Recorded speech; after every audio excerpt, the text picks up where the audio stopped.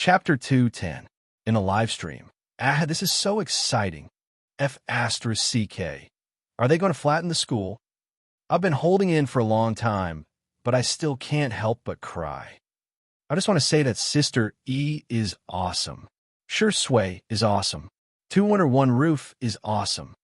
There were no insults in the pop-up comments at this moment, only support. When the first excavator knocked down the school wall, a loud noise suddenly broke out in the dusty scene. Cheers, roars, and applause formed a rhythm that made one's blood boil. Rong Huai had one hand in his pocket, and a smile slowly formed on his well-defined side profile. You guys were there to steal on purpose, weren't you? The girl's sweet and soft voice sounded. Rong Huai's body stiffened, and he pinched his ear uncomfortably. I'm not the kind of person to meddle in other people's business, the young man said stubbornly. Xiangyi glanced at him and said, stealing, live streaming, blowing things up, calling the police, and exposing them. That's your plan, right? Rong Huai's expression stiffened. How did she manage to guess the brilliant idea that the few of them had spent so much effort to come up with? The young man kicked a stone on the side of the road and said awkwardly, Are you trying to say that this plan is very childish? Well, we want to be more mature too. However, they didn't know what to do. This was already the best plan they could come up with. When they learned that there was a live-stream variety show in the manor, they had never even watched it before, nor did they understand the influence of 2 Under One Roof. They rushed in recklessly without hesitation, not daring to cause too much damage. They even took a long time to mentally prepare themselves for the consequences of stealing a few eggs. After waiting for a few seconds, Rong Huai couldn't help but sneak a glance at her when she didn't answer. The girl's eyes met his, and her beautiful eyes curved into crescent moons. You guys did a good job. Thump, thump, thump. She's praising me. His heartbeat sped up like a drum. If there was a deer in his heart, he would have probably gotten a concussion.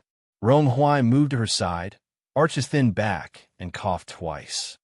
Come on. Rong Huai saw the look of confusion on her face and said angrily, that. His voice became softer and softer. You even patted that idiot's back. Why didn't you pat me? In the next second, the girl stood on her tiptoes and used her soft and fair hands to rub his head a few times, just like how Sure Sway coaxed her. Rong Huai was dumbfounded. Being touched on the head, his heart was like fireworks, but he said proudly, You're so short. You have to stand on your tiptoes to touch my head. Xiangyi pursed her lips.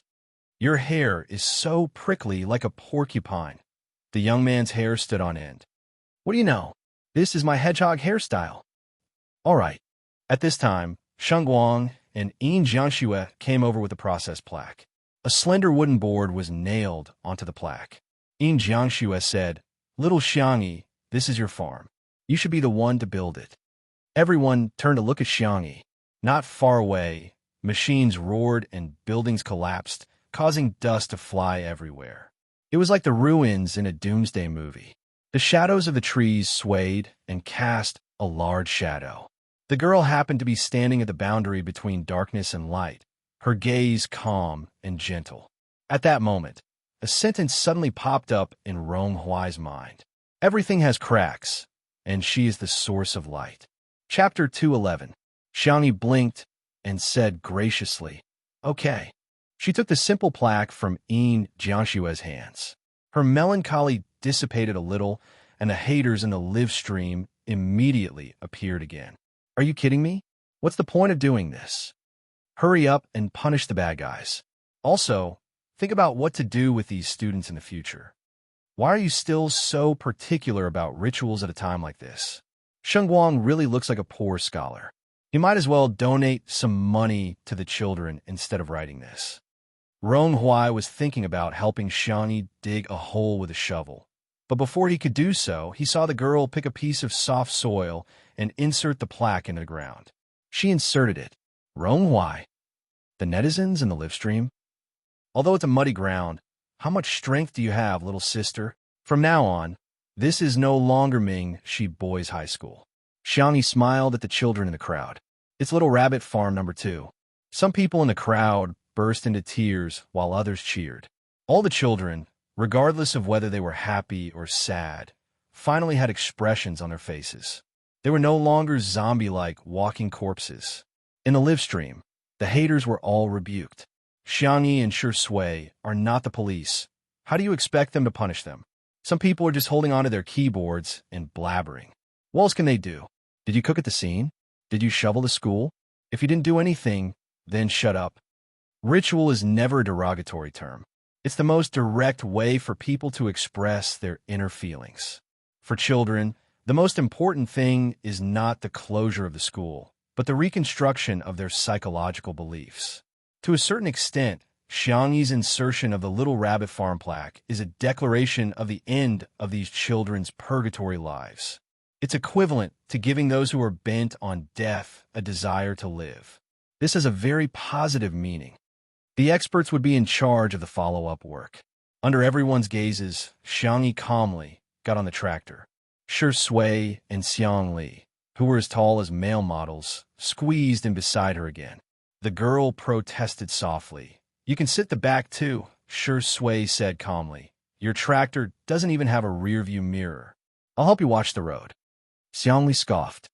"You're trying to curry favor for no reason." Seeing that the two of them were about to quarrel, Xiangyi had no choice but to mediate. All right, let's go." "Hey," Rong Huayang raised his voice. You're leaving just like that? Aren't you going to say anything?" The staff of the program team were also looking forward to seeing what words Xiangyi would say to encourage the healing process. The girl pursed her lips and threw down a particularly ordinary sentence. "No matter what happens, you have to eat well." After saying that, he started the tractor and left. Everyone, "That's it? Gone?" Someone shouted. Big Sister's words have a deeper meaning. Only when one is full will the body have strength, the brain will be able to think, and the heart will have the will to resist. This way, no matter what difficulties we encounter, we will be able to overcome them. Godly comment in the live stream. Is that you, Chinese class representative? However, this interpretation undoubtedly lifted the spirits of the children. The haze over everyone's heads was dissipating bit by bit. Back at the manor, Xiangyi was worried that Xiao Naofu would be hungry and was about to make cat food for it when she heard Xiang Li suddenly say, "Tutu, my hand hurts." Hearing this, Shui raised her long eyebrows. Chapter 212. Hearing her brother say that his hand hurt, Xiangyi was extremely nervous. "How much does it hurt? Let me take a look." She held her brother's hand and examined it carefully. The comments in the live stream were extremely heated. B*TCH Xiang, let go of our Dr. Gij's hand. You're the culprit who injured Dr. Xiang's hand. Why are you pretending to be kind? Was Li Ge drugged by her? Why is he calling her Tutu so intimately? Does she deserve it? Li Ji's hand was slender and well-defined. His skin was so fair that it was almost translucent. There were no external injuries on his hand. Xiangyi pressed a few acupuncture points and asked him how he felt. Xiang Li said calmly, "It doesn't hurt that much. Maybe I'm just too tired. Then sit here and rest for a while. I'll bring the medicinal cuisine over. I'll give you a massage later."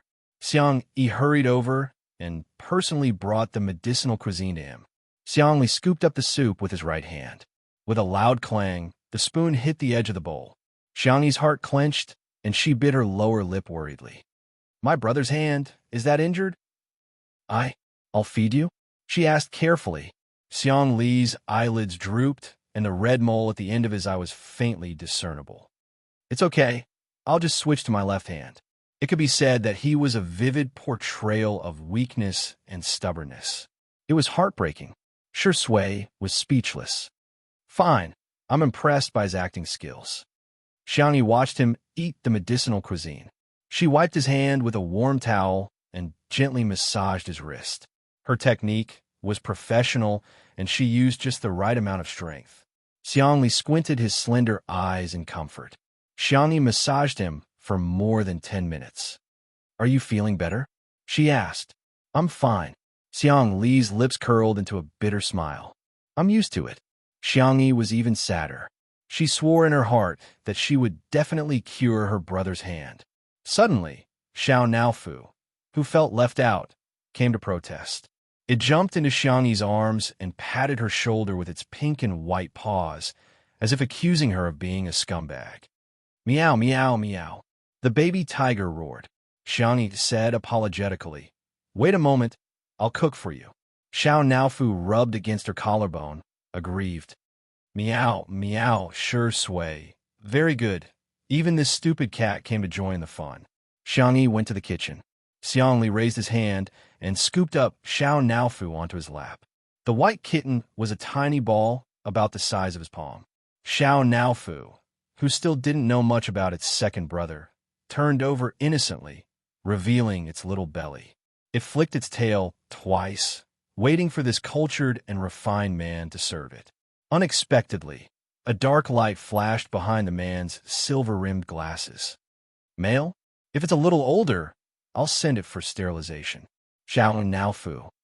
For once, Sure Sui agreed with him. Let's pick an auspicious day. Xiao Naofu was so scared that its tail curled up, its cat eyes tearing up. Oh, these two men are so scary. Xiangli glanced at the luxurious three-story cat villa not far away and frowned. Extravagant and wasteful, a kitten sleeping in a shoe box will do. Sure Sui, a delivery box will do too. The audience in the live stream almost died laughing. Why won't these two men even let the cat off? Xiao Naofu in front of Xiangyi, showing off. Xiao Naofu after Xiangyi left. Pitiful and cowardly. Movie King X Dr. X kitten. Rounding them up, they're a family of 3. This cult CP has hit the jackpot. Chapter 213.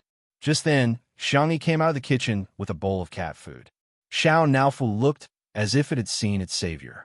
It bounced over and hugged the girl's slender ankles. What's wrong, Xiao Naofu? Xiangyi bent down and pinched its little ears. Xiao Naofu cupped her hand, not daring to meow. Rub its head, eat your food. Xiangyi placed the bowl in front of the cat and coaxed it gently. Xiao Naofu turned its grief into appetite and buried its head into the chicken and pumpkin rice. Xiangyi looked at the two men on the sofa and asked uncertainly, "Did you two bully Xiao Naofu?" Although she felt that Sure Sui and her brother were not childish people, Xiao Naofu looked too pitiful. Sure Sui looked calm. Do I look like someone who would bully a kitten in your eyes? The man's rhetorical question stumped Xiangyi. The girl struggled for a long time, hesitated, and shook her head. Xiao Naofu looked up from the bowl, its eyes wide open. Damn it, you should do something that has to do with humans. Xiangli's expression did not change as he quietly looked at his sister. Xiangyi swayed again. She scratched Xiao Naofu's chin and whispered, "Second brother is a genius. He wouldn't do such a boring thing. You have to be more obedient in the future." Xiao Naofu's face was full of shock. Does this hoo-hoo still have a place in this stupid woman's heart? These two dogmen are acting as me. Xiao Naofu angrily pointed at Xiangyi and lowered its head to continue eating. In this year's competition, Shurindi and Baikihai each got 1 point. However, the two men were soon unhappy. After Xiangyi fed Xiao Naofu the cat food, she began to comb its fur, feed it nutrition cream, put on eardrops, and brush its teeth. What did it mean to receive special favor? This was it. The two men's faint gazes were about to dig a hole in Xiao Naofu's body. Xiang then accompanied Xiao Naofu to play with the cat stick and pinball for a while before giving a kiss and carrying it to the cat hammock to lie down. Xiao Naofu turned around, still sulking at her. Xiangyi was puzzled and was about to shake the hammock again when she heard her second brother call out to her. "Tutu, my hand hurts again." "Huh? Why so often? Shall I take your pulse?" "Okay." Because it was related to her brother's hand, the young lady took his pulse very seriously. After a few minutes, she moved her fingertips away. It's more serious than she thought. If she had been in her past self before she transmigrated. But now, she was confident that she could be cured. Do you want to try acupuncture?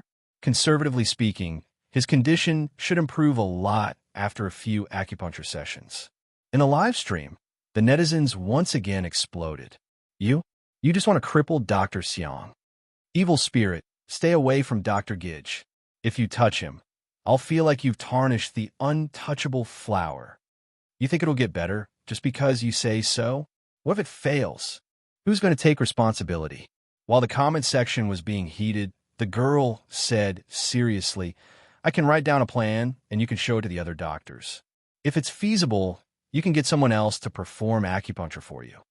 It wasn't that she didn't have the ability to perform acupuncture on Xiang Li, but she was afraid that her brother wouldn't believe her. The netizens? Xiang Li suddenly smiled, revealing the red mole at the corner of his eye. He reached out his hand, the light blue veins on his fair wrist particularly obvious. His voice was gentle and clear. You can do it. My tutu is trustworthy. Chapter 214. At that moment, Xiangyi thought that she was hallucinating. The girl looked up blankly and didn't respond for a long time. Tutu, you're already 20 years old. Why are you still so silly? Xiang Li's tone sounded helpless, but it was more like he was doting on her. What are you waiting for? I'm giving you a chance to bully me, aren't you? When she was a child, apart from her brother whom she didn't dare to provoke, her younger siblings and uncles had all been bullied by Xiang Li. Xiangyi finally reacted. She took a deep breath and said sincerely, I will definitely do my best. When the girl went to get the acupuncture tools, the comments in the live stream went viral. I was just being polite and you took it seriously? Don't you know what kind of medical skills you have? It's one thing to treat a fever and set a bone, but this is an injury to the nerves. If Western medicine could treat it, it would have been treated long ago. Do you think it's your turn? I'm convinced. Are these men creatures who think with their lower bodies? Why do they seem so mesmerized when they see the vase fairy? I'm so angry. Dr. Gidge is a national treasure in scientific research. Doesn't he have any bodyguards around to take down B***TCH Xiang? If she keeps messing around, Dr. Gidge's hand will never be able to recover. In fact, there were indeed special forces soldiers protecting Xiang Li in the dark. However, Xiang Li had always been assertive and no one dared to disobey him. Hence, they had no choice but to report it to their superiors. Soon, Xiang Li received a call. His expression was calm as usual. Yes, I believe in her. She will never hurt me. I will bear all the consequences alone. Don't implicate her. Hearing his words, the netizens in the live stream became even more confused. Dr. Gidge, what kind of memory do you have? Have you forgotten that she was the one who caused your injury? This involves a blind spot in my knowledge. So what's going on? Could there be something else going on? What's going on? The video is real. The person climbing the rock is indeed the vase fairy. Fans, don't watch it. It's awkward. I'm not anyone's fan, but I should be considered the oldest in this live stream. To be fair, even if Xiangyi really harmed Xiang Li, none of us have the right to forgive her on his behalf. But as long as he doesn't mind, no one else has the right to judge him. Everyone was arguing on the internet. In reality, Xiangyi brought a medicine box over. She slowly disinfected the gold needles with an unprecedentedly solemn expression. People who were serious were always exceptionally charming. Many people in front of their screens were affected, and the live stream stopped for a while. I'm a little scared now.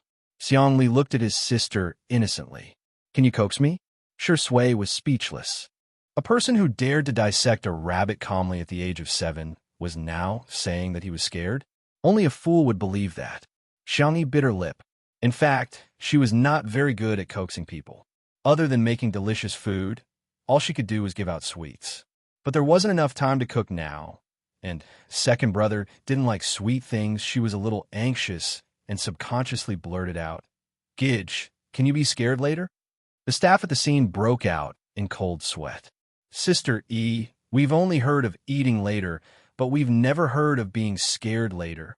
Unexpectedly, Xiang Li's eyebrows relaxed into a smile. The gentle and refined man was obedient and cooperative. Okay, I'll try my best to wait. Everyone was speechless. Is that even possible? Xiangyi's face tensed up. Okay, I'm going to start then. Whoosh!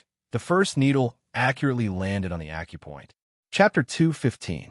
Then, the second and third needles, depending on the acupoints, the depth of the needles varied.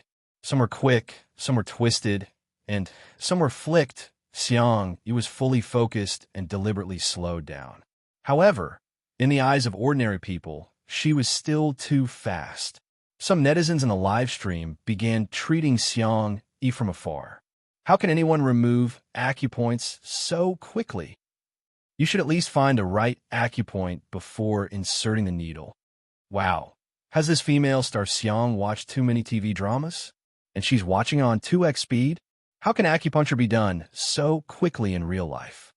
I'm a Chinese medicine practitioner. What kind of acupoints did she choose? She's just trying to be fast. She's obviously showing off. Anyway, I've never seen a Chinese medicine master perform acupuncture like this. After the acupuncture was done, Xiang Yi's tense nerves finally relaxed a little. Shui handed her a tissue at the right time. She wiped her forehead with it, but the tissue was soon soaked. Xiang Yi asked her brother, "How do you feel?" Xiang Li pondered for 2 seconds and said, the area where you inserted the needle is warm, and some parts are even a little hot. Apart from that, there's no other discomfort.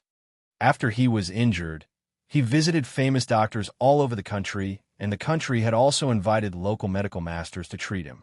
However, it was only a little hot at most. It had never been as hot as it was now. It's normal to feel hot. Xiang Yi heaved a sigh of relief. Since you don't feel dizzy, we'll leave the needle for 10 minutes. After the needle is removed, you should regain some feeling. Xiang Li's eyes lit up. How confident are you? He had never regretted saving his sister because although the core was not hers, the body was hers. However, it would be a lie to say that he had no regrets. Xiang Li was such a proud person, yet he had become half crippled in the field he was best at. He would also feel defeated and powerless. But now, Xiang Yi actually said that he could regain feeling in his hand. Even if it was just a little, he would be satisfied. Xiang Yi looked at him in confusion. Since I'm treating you, I'm 100% confident. She thought that her brother was disappointed because he could not fully recover. So she explained in a gentle voice, "Don't worry. Although you can only recover a little at a time, I promise that with the help of the prescription and moxibustion, your hand will be cured within 5 times. Let your senses completely recover." The girl's confident appearance seemed to glow. Xiang Li stared at her. After a long while, he slowly exhaled. "Okay, I will definitely cooperate with our tutu." The seemingly calm young doctor's heart was surging with waves. His hand could be healed. It wasn't a possibility, it was possible. He might have doubted the assurances of others. However, he believed his sister's words unconditionally. Little did she know that Xiang Yi's words were too absolute, causing the netizens to be dissatisfied once again. The blogger who first revealed that Xiang Li was injured was furious and posted another long post, frowny face, new baldy PhD. "I thought Xiang Yi V, you were just young and ignorant. I didn't expect you to be so vicious. Do you know how desperate Dr. X has been this year? He handed over his most prized research to someone else. Not because he didn't want to continue, but because he couldn't do any more experiments. That was research that could win the Nobel Prize in medicine. He had given it to someone else just like that. What about you?" His brain was stupid, his personality was selfish, and his medical skills were full of showmanship and exaggeration. Now, he actually dared to say that he could definitely cure Dr. X? What do you think of the intelligence of a genius? What do you think of the efforts of the famous doctors in the country this year? It's not enough that you hurt Dr. X's body. Now you want to destroy his will. Your actions are despicable. Your intentions are damning. Chapter 216. As soon as this Weibo post was posted, it caused a heated discussion. Well said. No wonder she's a PhD student. Being cultured is different. I only know how to call her an idiot. Oh my God, is the vase fairy lying to Dr. Xiang? How can she do that? I'm going to cry again. Dr. Xiang trusts her so much. If he finds out that he was lied to, he'll be so upset. The netizens who were watching the show reposted, commented, and liked the post, sending it to the hot search list. Many people even tagged the big shots in the scientific research circle, hoping that they would come forward and say something. However, the strange thing was that none of the big shots spoke up. Some anti-fans took a different approach and tagged the Huaxia Traditional Chinese Medicine Association. They said passionately, "Shouldn't the traditional Chinese medicine practitioner's license be revoked?" Buzz. A notification popped up on the screen. The anti-fans clicked on it and realized that it was a reply from the Huaxia Traditional Chinese Medicine Association. Hello. May I ask who this genius doctor is? Where can I find her? I'm willing to reward you handsomely. The anti-fans were dumbfounded. What the hell? Official Weibo, have you been hacked? He hesitated for a moment before typing. You don't have to thank me. She's a regular guest on a very popular live variety show called The Vase Fairy. After sending it out, he felt that something was amiss. After reading it several times, he finally reacted and hurriedly sent another message. Ahem, I'm sorry, I got used to calling her that. I almost thought that her surname was Vase. Her name is Xiangyi, and her Weibo username is Xiangyi. A moment later, many traditional Chinese medicine masters in the country received a call from the president of the Traditional Chinese Medicine Association. An emergency online meeting was called. More than 10 minutes later, dozens of traditional Chinese medicine masters gathered in the online conference room of a certain software company. Every one of them was a big shot who could be called a divine doctor. The person who presided over the meeting was the president himself. He was already in his twilight years and had deep wrinkles on his face. He was hale and hearty, and his hair was black and lush. Many of the masters even secretly discussed whether the president wore a wig or used hair dye behind his back. I called this meeting mainly to show everyone this video. The president made a gesture, and a young boy beside him played the video for him. His excited voice could still be heard. Grandpa, I've confirmed that this video is real. This young divine doctor is only 20 years old. Little miracle doctor? How could a 20-year-old be called a divine doctor? Many of the masters muttered in their hearts. When they were 20 years old, they were still being lectured by their masters at this moment. The video was shared to everyone's screen. Everyone casually glanced at it, and their attention was instantly attracted. The girl in the video was calm and indifferent. She seemed to have the help of the gods when she inserted the needles. She removed the acupoints, inserted the needles, operated the needles, retained the needles, and removed the needles. Every step was done by her. In the eyes of the layman, it was as if she was moving at twice the speed. But in the eyes of these masters of the apricot world, he was a genius. 10 minutes later, when the video ended, many people realized that they were holding their breaths unconsciously. Who is this little divine doctor's master? Where do you live? Someone couldn't hold back and took the lead to ask. This immediately caused the crowd to be dissatisfied. Old Sue, are you trying to poach people in front of me? Do you think the little divine doctor will take a fancy to your shabby clinic? Why don't you come to me and take me as your teacher? My hospital is big. All of you are ugly, but dream on. Let me put it this way. Where does the little divine doctor live? I'll go to her house and accept her as my disciple. Chapter 2:17. Just as everyone was discussing excitedly, a voice suddenly rang out. Elder Jing, who is known as the poison doctor, sneered. Taking a disciple? You want to take her in, but does she want to? Her acupuncture skills are enough to be a master for many of you. The conference room fell into an eerie silence. Elder Jing was good at fighting poison with poison. However, his reputation as the poison doctor was spread because of his sharp tongue. Because of his eccentric personality and sharp tongue, he had offended many patients from rich and powerful families. There was a moment of silence. Elder Yun, who was good at food therapy, said gently, "The young lady's acupuncture skills are superb, but I can teach her food therapy." Elder Yun was very popular. As soon as he spoke, someone immediately agreed. Yes. I'm also very good at massaging. I can teach her. When it comes to cupping, if I claim to be second, who dares to claim to be first? The young lady's pulse reading is too slow. I'm afraid she's inexperienced. I can teach her how to look, listen, question, and feel the pulse. The conference room instantly became the time for the masters to show off. The president of the Chinese Medicine Association closed his eyes and rested. Now that traditional Chinese medicine was strongly impacted by Western medicine, the number of young people who were willing to learn traditional Chinese medicine was far less than Western medicine. After a long time, it was too difficult to find a good seedling. Medicine was like any other discipline. It needed geniuses. The young lady in the video displayed such a high level of acupuncture skills at the age of 20. Without a doubt, she was a genius. If they could nurture her carefully and gather the strengths of various schools, it would be a great thing to revitalize the medical industry. Thinking of this, the president coughed a few times, and everyone immediately fell silent. My grandson said that she's recording a program. I'd like to invite a few of you to participate in her program and see if the young lady has any intention of becoming a disciple. Everyone instantly responded enthusiastically and expressed that they would choose them. At the Manor live broadcast site, Xiangyi put away the needles and tidied up the needles. Xiangli tried to move his right hand, and a look of shock flashed past his eyes. He really could feel it. Originally, his hand could only do some simple actions, such as holding a book. But now, he felt that he could write and draw. Xiangli couldn't help but be moved. He muttered softly, "Our tutu is really amazing." The netizens in the live broadcast room were speechless. It can't be. It's really effective.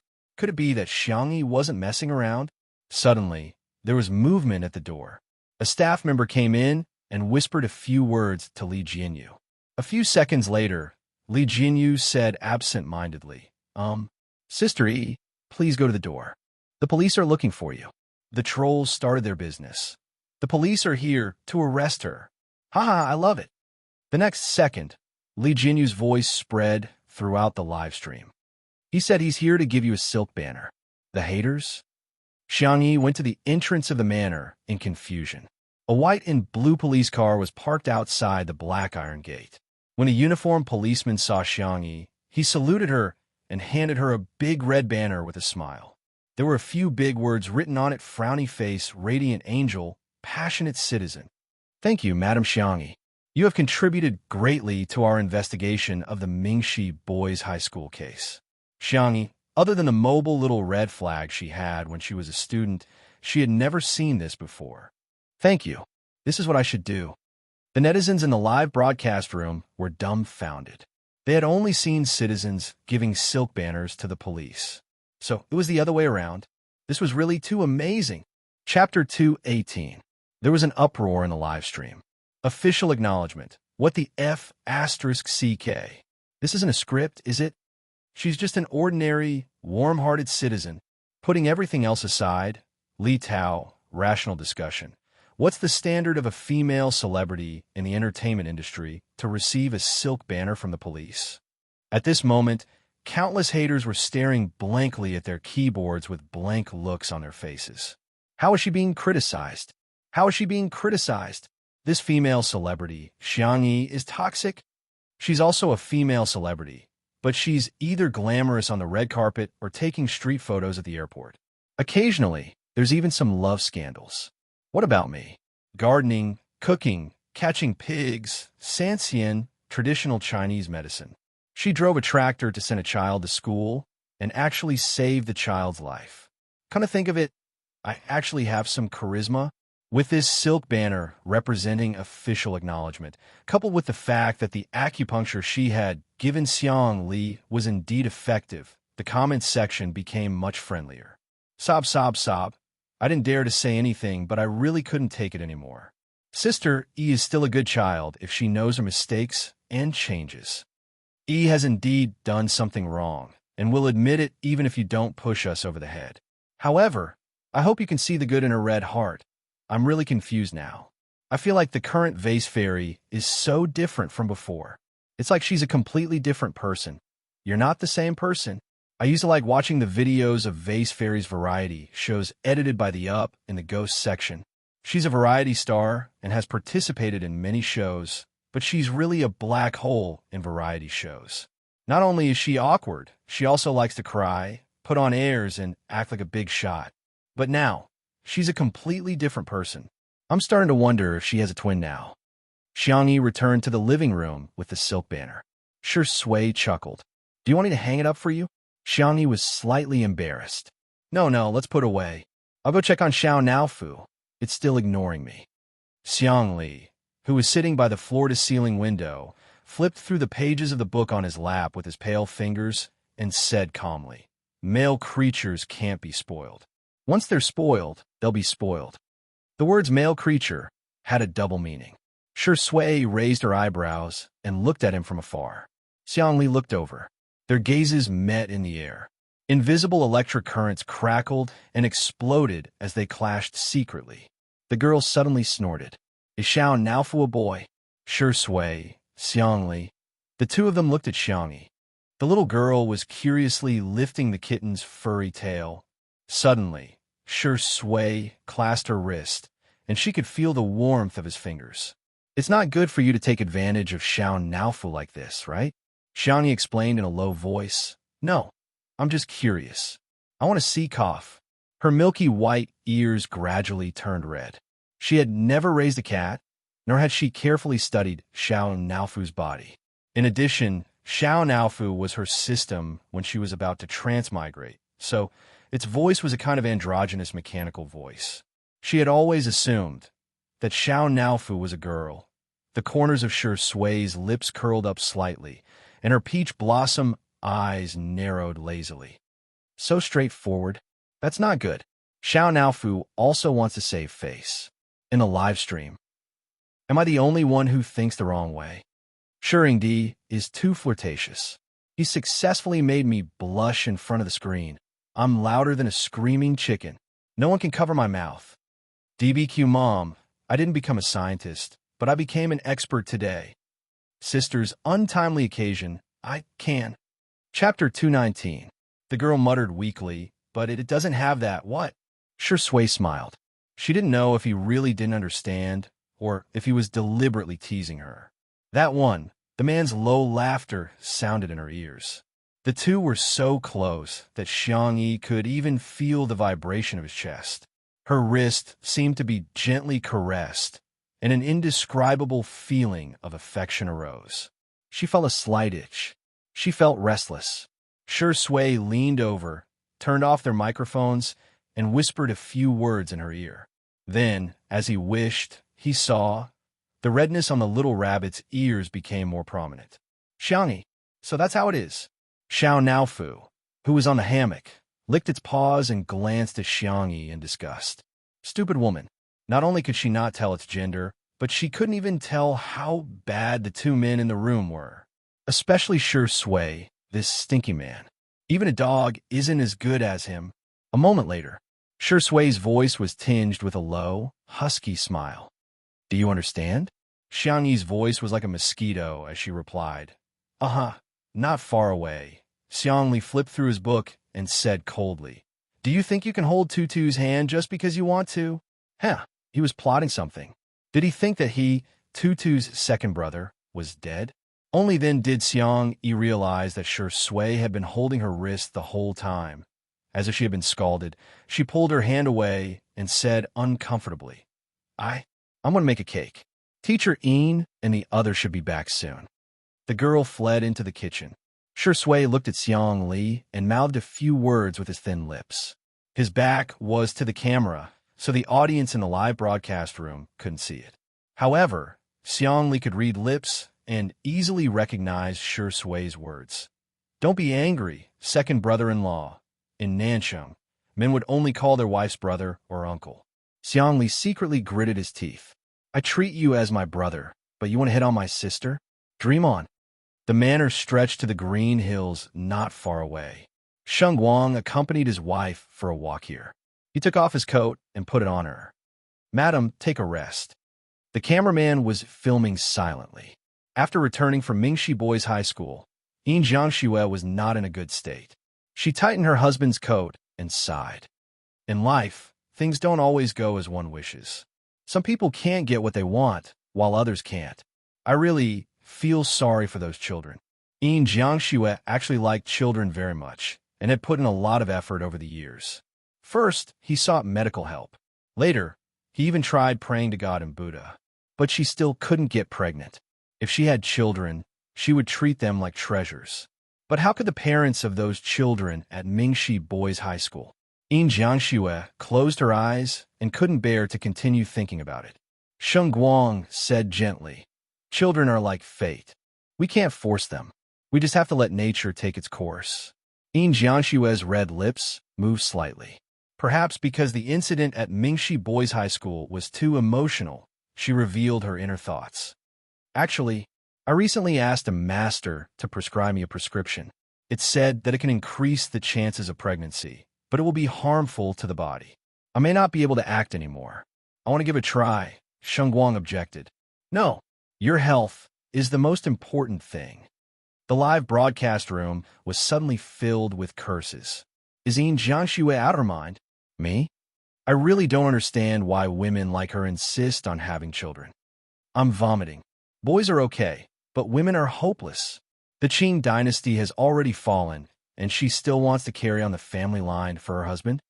Chapter 220. Yin Jiangxue smiled bitterly and said, I'm sorry, hubby. You didn't do anything wrong.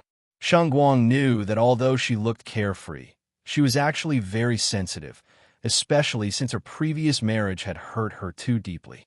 Our marriage is based on love and trust, not children. If we have children, we'll raise them together. If we don't, it's okay. When we're old and gray, we'll still be able to spend some quality time together. Yin Jiangxue was amused by his words, and those sentimental and hesitant emotions also dissipated. She suddenly thought of something and said, I heard from Shi Sui that little Xiangyi has medical skills. Why don't I ask her to take my pulse? Sheng Guang nodded and said, Okay, I'll accompany you. There was another round of mockery in the pop-up comments. Even if you're desperate, you don't have to be like this, do you? I'm dying of laughter. Vase Fairy can't treat any incurable disease, let alone infertility. The female star of the Xiang family is full of brainwashing aura. Anyone who comes within 3 meters of her will be 100% effective in the kitchen. Xiangyi put the chocolate mousse cake she had made into the refrigerator and waited for it to solidify before it was ready to eat. At the same time, there was a ding sound from the oven, indicating that the cupcakes she had made were ready. Xiangyi took out a plate and carefully decorated each with cream and cherries. She was done. She brought the cupcakes to the living room on a tray. Everyone else's cupcakes were of normal sweetness, while Xiangyi's had a low-sugar flavor. Xiangli took a sip, and a smile appeared on his face. As expected, Bunny still remembered his taste.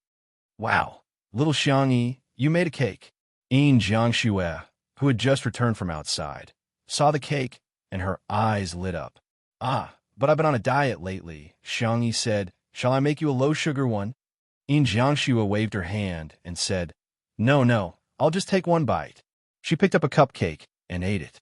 The fruit was fresh, the cream was dense, and the cake was sweet and fragrant. The combination was soft and delicate, yet it didn't lose its texture. It was delicious.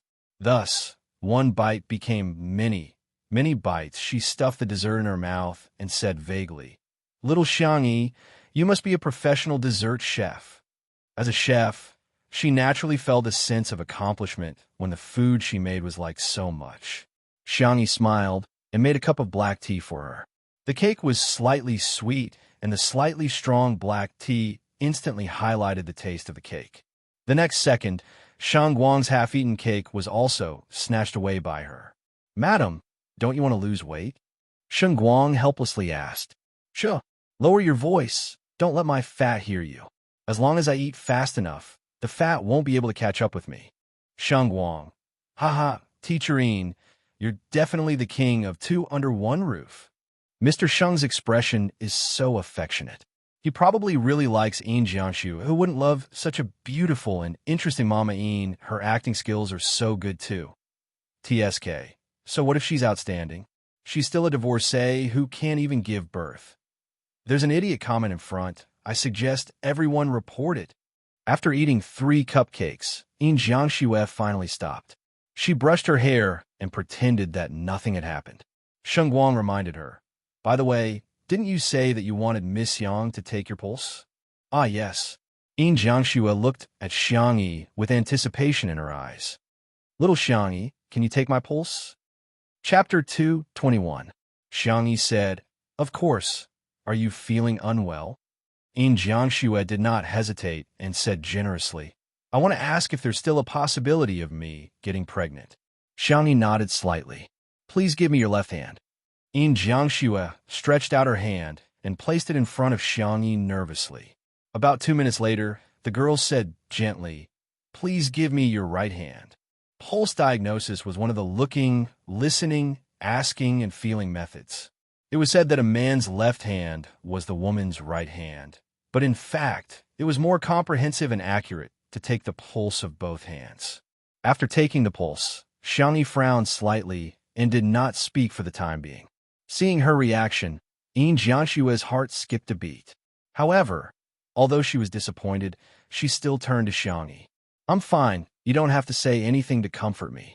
I know I'm not fated to have children in this life." Xiang Guang hugged her shoulders and patted her gently. Xiang Yi looked up in surprise. "Miss Yin, you've misunderstood. I'm thinking about which prescription to choose." She had once traveled through a world. In order to help the female lead of that world ascend to the position of empress, Xiang Yi worked hard to study medicine and became the first female imperial physician. She was best at gynecology. However, if she was too good at it, it would also be troublesome. Just like how a student could write down the standard answer quickly, but sometimes a genius student would struggle with which one to write down. Yin Jianxue was overjoyed. "Do you mean that I can still get pregnant?" "I'll give it a try." Xiang Yi gave the most conservative answer.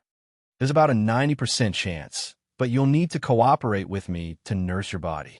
90%? Yin Jiangxue could not believe it. The doctor she had seen before all said that the chances were slim. The most optimistic one, which gave the greatest possibility, was only 10 to 20%. The girl took a pen and paper and wrote down the prescription.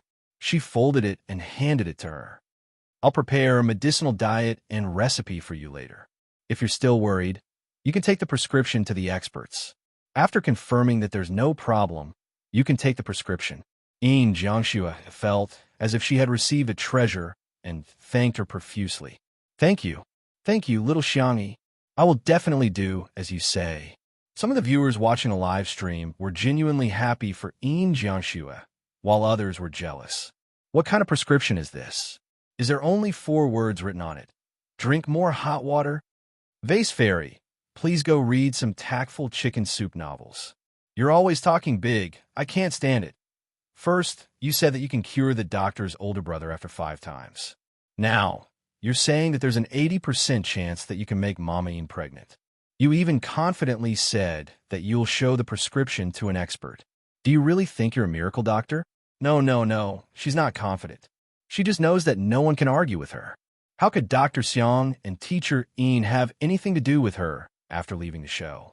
She did it on purpose because she felt that it wouldn't be good for them to fall out with her.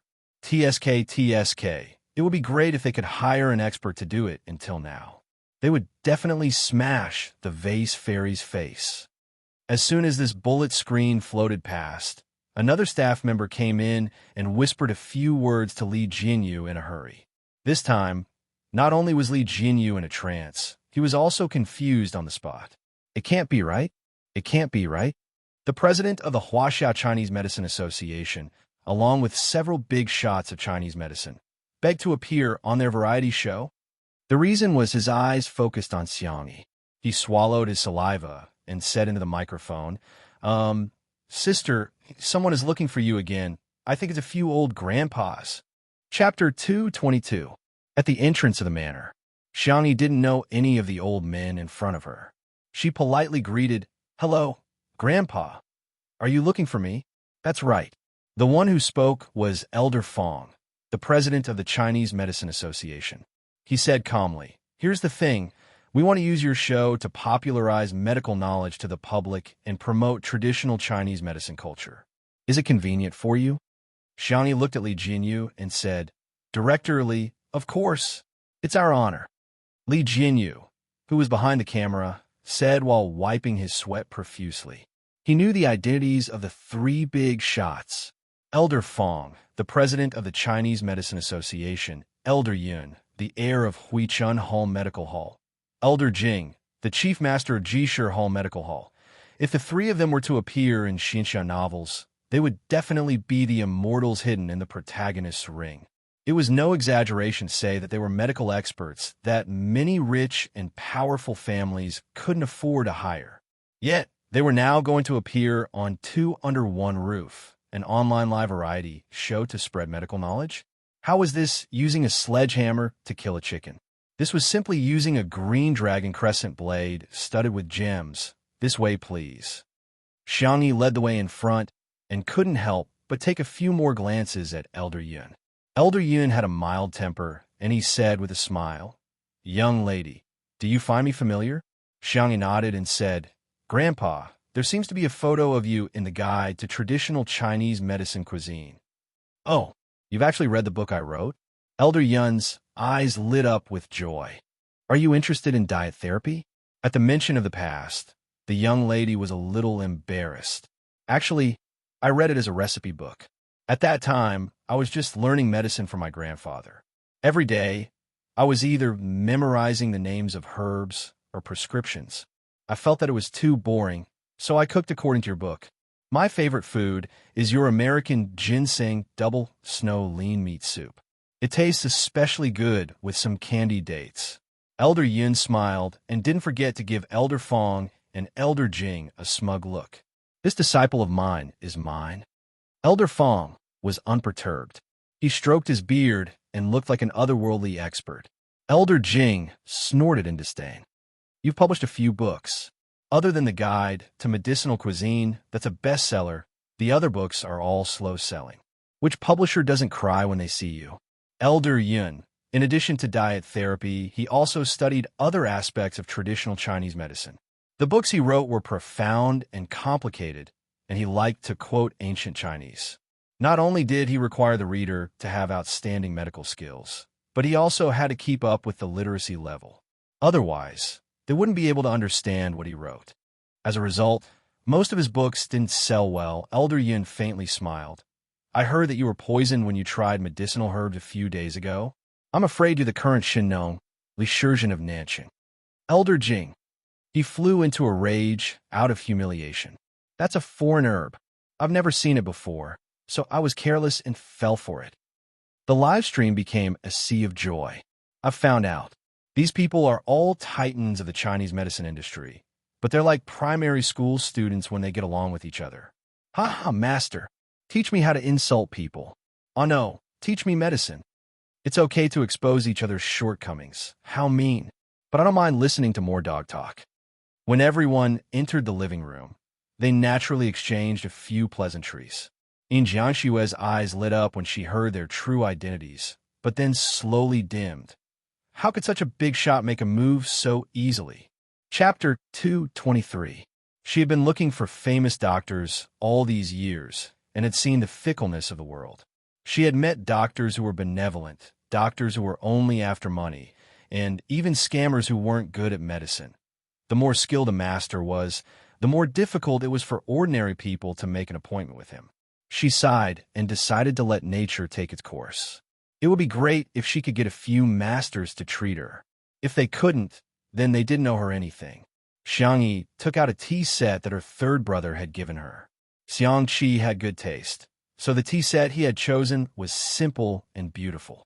It was pleasing to the eye just by looking at it. She warmed the cup, washed the tea, and made the tea. The young girl's actions were natural and elegant. Elder Fong and the others tasted the tea and looked at Xiangyi with even more affection. It was as if they were looking at their own disciple.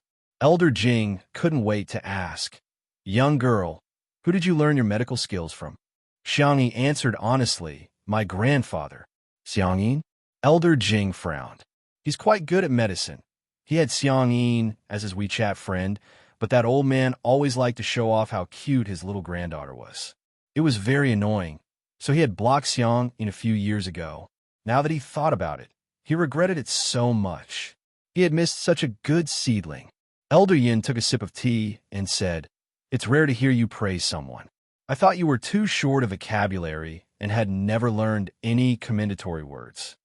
Elder Jing retorted, "Commendatory words are used to praise people." Elder Yun was speechless. Seeing that the two old friends were about to quarrel again, Elder Fong rubbed his forehead and said, "All right, don't forget about business." The two old men instantly shut their mouths and stared at Xiang Yi with burning eyes. The young girl instinctively shrank behind her brother. Xiangli lowered his eyes and drank the tea. The corners of his mouth curled up slightly. However, Shi Sui seemed to have seen through something. He pushed his glasses up his nose bridge and asked with a smile, "How are you going to popularize medical knowledge?" "Our program team will cooperate fully," Elder Fong said faintly. "If we were to talk purely about theory, it would be too boring. I'm sure the young people in front of the screen wouldn't like to hear us talk about yin and yang, the 5 elements, evil energy, and cold energy. Therefore, we're going to use practical methods to convey it. Is there anyone present who is unwell? For example, excessive internal heat, cold, headaches, and so on." At first, no one dared to say anything out of fear of their identities. For a moment, the atmosphere was somewhat cold. Li Jinyu was the first to raise his hand. I've been suffering from an oral ulcer recently. Can it be treated?" Elder Yin suggested that they eat more pears, loquats, tomatoes, and other fruits and vegetables. Elder Jing suggested that they could use Gentian Laogan decoction or Buplurum decoction. Elder Fong, on the other hand, gave a detailed explanation from the cause of the disease to the symptoms to how to treat the symptoms.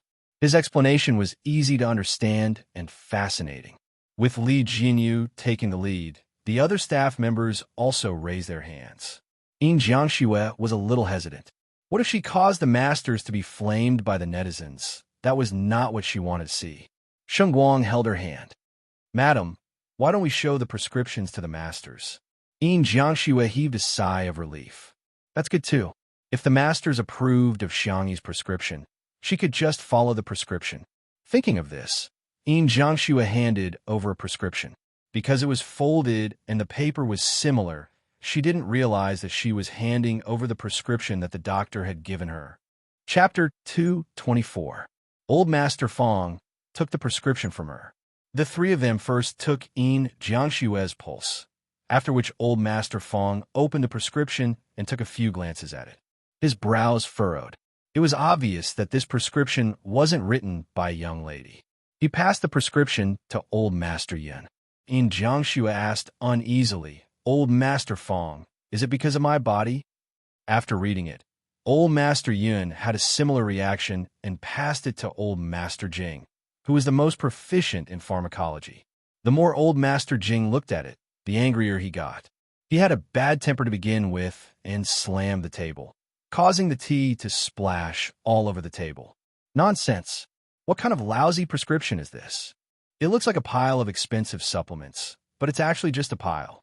It's fine if it's just a temporary solution, but this prescription is also extremely harmful to the body. If you take it for a long time, not only will it be impossible for you to get pregnant, even your internal organs and meridians will be affected." Quack. No, this kind of person doesn't deserve to be a doctor. Yin Jiangxue's face turned pale. "So it's still impossible for me to get pregnant." The netizens in the live stream were furious. Wasn't this prescription written by Vase Fairy? I want to throw a gas can at her. She's treating human life like grass. She's deliberately trying to kill someone. Oh my God, she's quite polite when she calls her teacher Yin, but I didn't expect her to be so hypocritical. It's fine if you don't know how to treat it, but why do you have to harm others? Aw, big shots, look at the doctor's brother's hand. Has his condition worsened? I'm breaking out in cold sweat. F***, that's right. She even performed acupuncture on Dr. Xiang. That burning sensation won't hurt his nerves even more, right? Normal acupuncture won't cause burning. The comments were filled with anger, and many netizens even began to curse Xiangyi's ancestors.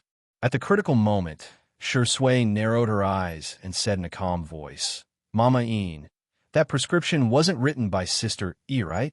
As soon as she said that, someone angrily retorted in the comments, "Why does Shi Sui always defend Vase Fairy? How dare he lie like that? She clearly wrote the prescription just now. Does she think that the tens of millions of viewers in the live stream are blind?" Yin Jiangxue was stunned for a moment. She quickly rummaged through her pockets and realized that there was a prescription inside. Her mind was blown, and it took her a few seconds to calm herself down. She opened it and was filled with apologies. "I'm sorry, this is the prescription that little Xiangyi gave me. I'll have to trouble you guys." "Oh, The little miracle-working doctor opened it. Elder Jing was the first to snatch it over and looked at it carefully. The more he looked, the brighter his eyes became. It could be called a good prescription. However, if he were to perfect the formula, it would be even more perfect. Elder Yun couldn't wait any longer. Let me see. Elder Jing turned around childishly. No, mine. This was his future disciple, and he should be the one giving pointers. Elder Yun complained to Elder Fong. President, look at him. How could he be so domineering? Elder Fong was also a little speechless. He coughed lightly, indicating that Elder Jing should not go overboard. Only then did Elder Jing reluctantly move the prescription towards Elder Yun. Then, let's look at it together. Elder Yun put on his reading glasses. The two old men, who were more than 100 years old, were full of praise as they looked at it. They were like the bootlickers in music games. This handwriting is as sweet as a tree and as gentle as a breeze. The combination of these herbs is novel and unique. This dosage is also very mild. It's best to use it to nourish the body.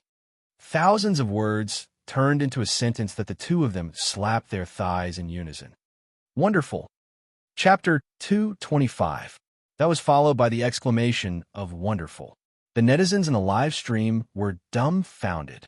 The Vase Fairy wasn't the one who wrote the first prescription that was criticized. The Vase Fairy was the one who wrote the second prescription that was praised so highly. Not only the netizens, but the executives of Muyao TV were also about to vomit blood. The number of viewers in the live stream of Two Under One Roof had reached 10 million. The executives also received news that many national brands had begun to contact Two Under One Roof. At first, no one was interested, but now they were scrambling for sponsorship. It was said that the highest bid had already reached 50 million yuan in sponsorship fees. And a variety show could have multiple brand sponsorships at the same time.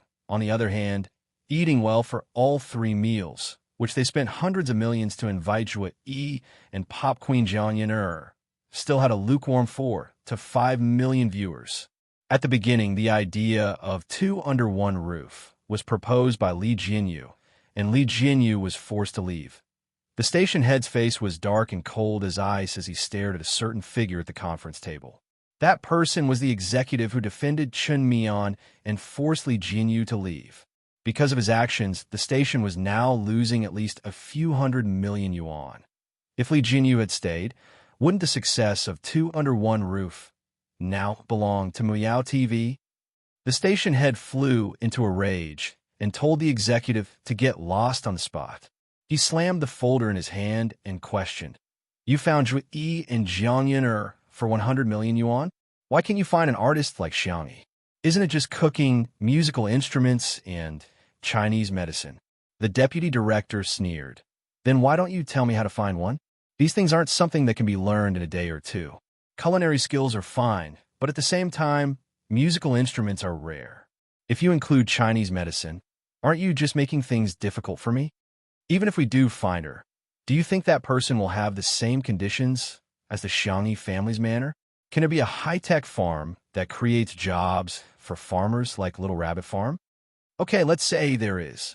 But who can invite a famous director, an esports god, a designer who won the Muse Award, a popular boy band, a national treasure doctor, and a divine doctor at the same time? If you can do it, why don't you do it?" A series of questions caused the scene to be deathly silent like cicadas in winter. God, is this woman crazy? The station manager was also stunned. He never thought that the woman who had worked for him for so many years would dare to talk back to him in public. "You're just a woman. Giving you the position of deputy director is already enough of a favor for you, yet you still don't know what's good for you." The station manager was furious, but considering her ability to work, he couldn't just fire her directly. He could only threaten her. "You're suspended without pay immediately and reflect on your mistakes. You're not allowed to come to work without my notice." The deputy director, Ruan Qing, sneered. She casually tore off the identity plate that she had treasured for many years and threw it on the table in a valiant manner. "I miss your mother. I quit." At this moment, in the manor's living room, seeing that his two old friends couldn't stop praising her, Elder Fong had no choice but to say, Madam Yin, you don't have to worry. If you take good care of yourself according to this prescription, there's a possibility of you having a child. Forget it. I'll be more conservative with my words. He paused for a moment and felt a sense of pride. There's a 99% chance that you'll have a child. Yin Jiangxue was pleasantly surprised. She sobbed and covered her face with her hands, crying tears of joy. Chapter 226. Shengguang was also a little moved. He raised his hand and hugged her. Darling, that's great. You can finally fulfill your wish. Looking at the loving couple, everyone felt happy for them from the bottom of their hearts. In the live stream, I'm not listening. I don't believe it. I don't believe it. What the F***? Vase Fairy's medical skills are so brilliant. She should be really amazing. After all, these people are all giants in the Chinese medicine industry. I'm just curious how the program team managed to invite them. Li Jinyu happened to catch a glimpse of that comment and thought to himself, I really didn't invite them. The big shots are the ones who came willingly. They don't even need to pay for their appearance. It turns out that pies can come one after another. Dr. Xiang, who doesn't need money, the big shots of Chinese medicine who don't need money, and Hades, who is paying for it. He was overjoyed, and he was grinning from ear to ear. Elder Fong and the other two slightly modified Xiangyi's prescription. Xiangyi also discussed with them the follow-up diet and recuperation plans. She had the strength to begin with, and she was also humble. One was willing to learn, and the other three were willing to teach. In the blink of an eye, they had been discussing for more than half an hour. Xiangyi benefited a lot, and the three masters also thought that the ideas she came up with were good. They were full of praise for her. By the way, masters, since you're all here, why don't you take a look at Dr. Xiang's hand? Li Jinyu suggested. He thought that with these masters around, they might be able to help Dr. Xiang's hand heal faster. The three of them naturally had no objections. Xiangli was also very cooperative. They finished taking his pulse. Elder Jing was the first to speak. If I were to treat him, I would use the method of fighting poison with poison to stimulate him. Although I can guarantee that he will regain some feeling in his hand, I'm afraid there will be other sequelae. Elder Yin said, I'm the opposite of him. The method I can think of is too gentle, but it will take too long. You're in the scientific research field, and time is too precious. I'm afraid you can't afford to delay. Elder Fong pondered for a long time before stroking his beard. This world still belongs to the young after all. This acupuncture technique is something that old people like us can't think of. Even if we can think of it, we wouldn't dare to use it carelessly. I've heard of little Xiang's hand injury before. Previously, the descendants of the 9 needles of the divine in our country had also thought of using acupuncture to treat him. However, he was already old and was afraid that his hand would be unstable. The younger generation wouldn't be able to take over, so they didn't dare to do it and delayed it for a long time. Elder Fong spoke at a leisurely pace, like a kind grandpa telling a story. Everyone listened attentively. In the end, he suddenly changed the topic. Now that I think about it, it's actually a good thing, because my little disciple's acupuncture technique is even better. It was even more ingenious. Moreover, it would solve the root cause. It's even more effective. Everyone. What the hell? Elder Fong, did you receive money to advertise? Elder Yun and Elder Jing. I thought you were the most honorable, but I didn't expect you to be the most shameless. Elder Yun said angrily, when did little Xiangyi become your disciple? He's obviously my disciple. Elder Jing was even more direct as he scolded. You two old fogies, stop flattering yourselves. This is the disciple I've taken a liking to. Let me tell you, don't even think about snatching her from me. The three of them quarreled more and more fiercely. The two old grandpas who were almost 200 years old were about to fight. Xiangyi, she was quite confused. The netizens in the live stream were not only dumbfounded, but they were also stunned. Someone guessed weakly, are these three masters here to take in Xiangyi as their disciple? Chapter 227. Someone was dumbfounded. I thought that men would only fight over Xiangyi. I never expected that one day they would fight to take her in as their disciple. Someone even commented on the front line. F***. The Huaxia Traditional Chinese Medicine Association posted on Weibo that there were more than a dozen traditional Chinese medicine masters who were late because they couldn't get tickets for the high-speed rail. These masters are all here to take Xiangyi in as their disciple. One of the masters even publicly said that Elder Fong and the other two got a huge advantage because they were from Nanxing. The netizens were speechless. They never expected such a reversal. The vase fairy whom they looked down on was actually the target of all the traditional Chinese medicine masters. She wasn't the one begging to be their disciple, but the masters were begging to take her in as their disciple. Amazing. The netizens who had followed the trend to criticize Xiang Yi seemed to have been enlightened and suddenly sobered up. Thinking about it carefully, did Xiang Yi really do something unforgivable? No. She played the electric guitar for the Brothers of C7 at the annual gala of Tomato Entertainment. At Mingxi Boys High School, she had cooked a heartwarming meal for the children who had suffered so much. She had even uprooted the prison that was the source of all evil. She performed acupuncture on Xiang Li and wrote a prescription for Yin Jiangxue. She was so tired that the sweat on her forehead could soak the tissue paper. Looking back at the negative comments that they had posted, these people suddenly felt a little upset. Not only did she not do anything outrageous, she was actually a nice girl. However, there were also people who couldn't forgive her, especially the blogger noob, Baldy PhD, who posted on Weibo, "Xiangyi V, have you apologized to Dr. Xiang today?" No, smiley face. He had a lot of fans to begin with and was very influential. As soon as he posted on Weibo, many people were enraged and flocked to the live stream. Wow, she's cleared her name just like that. Isn't it her duty to treat Dr. Xiang? After all, if it weren't for her, Dr. Xiang wouldn't have gotten injured. Haha, didn't you hear that the masters know her grandfather? She's a second-generation doctor. Who knows if the masters are here to support her on account of her grandfather? Once these words were spoken, they didn't get the same response as they did in the beginning. On the contrary, Xiangyi's fans and untimely couple's fans stepped forward. How do you know she didn't apologize? Isn't it a traditional virtue since ancient times to admit one's mistakes and correct them? We're willing to admit Xiang Yi's mistakes, but why don't you dare to admit Xiang Yi's excellence? No one is perfect. Everyone here, ask yourselves, who hasn't made mistakes? Why do you hold Sister E to the standard of a saint, but hold yourself to the standard of a rotten person? Just as the two sides were arguing, Shi Sui suddenly opened her mouth. Seniors, may I trouble you to take Sister Yi's pulse? The three grandpas who had already started rolling up their sleeves looked at Xiang Yi in unison.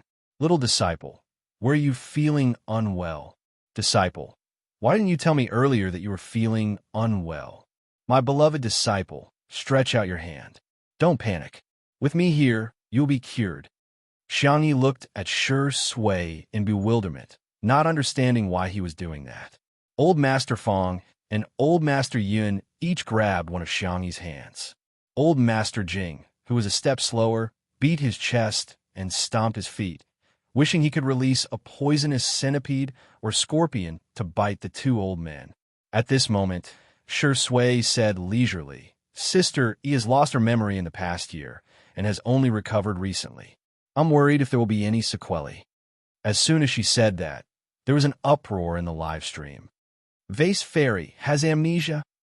Chapter 228. Oh my God. Art indeed comes from reality. What the F***CK?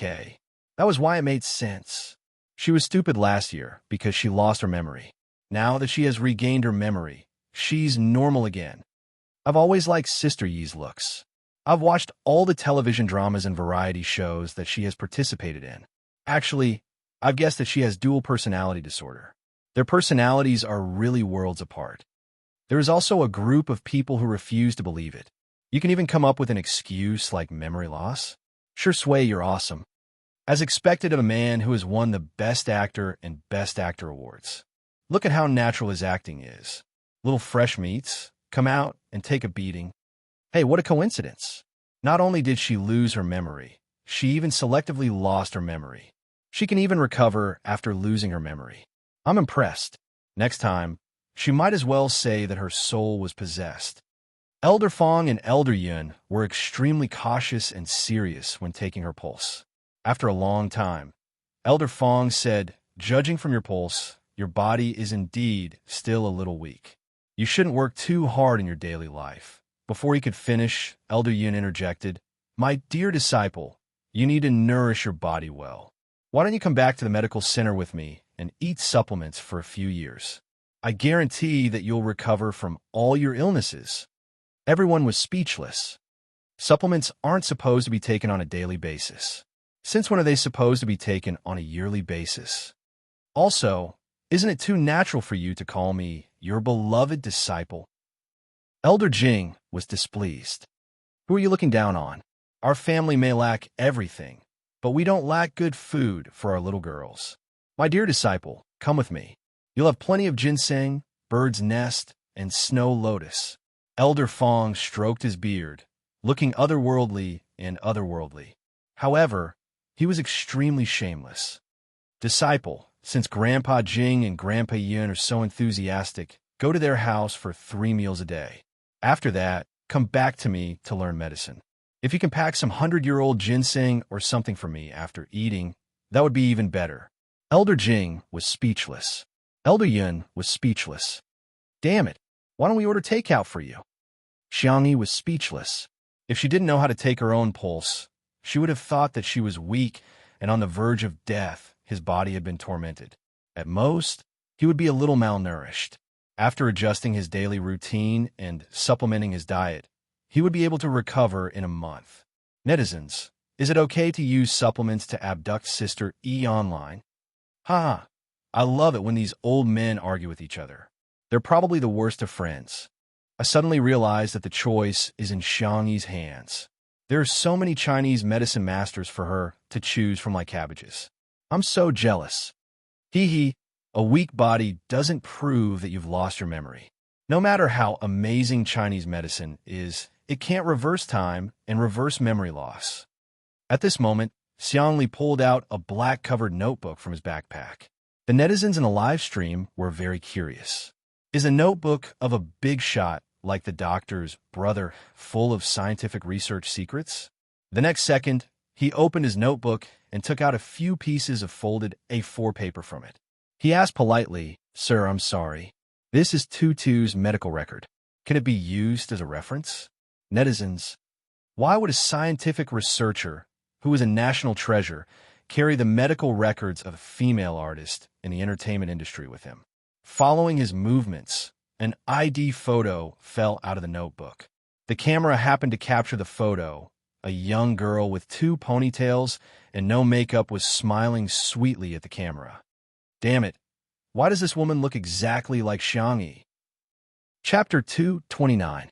Apart from Shi Sui, no one else at the scene noticed this little episode. Xiangli calmly picked up the ID photo and put it back into his notebook as if nothing had happened. The netizens watching the live stream were extremely excited. Does Xiangli fancy Xiangyi? I think Xiangli doesn't look at sister either way a man looks at a woman. Instead, it's the way a brother looks at his sister. Speaking of that, I, a fan of the untimely couple, can't help but say that Shi Sui is staring at his wife like a maniac today. The 3 masters studied Xiangyi's medical record. Amnesia is a disease caused by trauma to the brain. One's consciousness, memory, identity, or normal integration with the environment are all damaged. Old Mr. Fong frowned and said, "At present, there are no clear treatment measures for amnesia, and acupuncture therapy is not very mature either." Old Mr. Fong continued, "However, since she can recover, it means that her condition is improving. She just has to pay more attention in the future and slowly recuperate."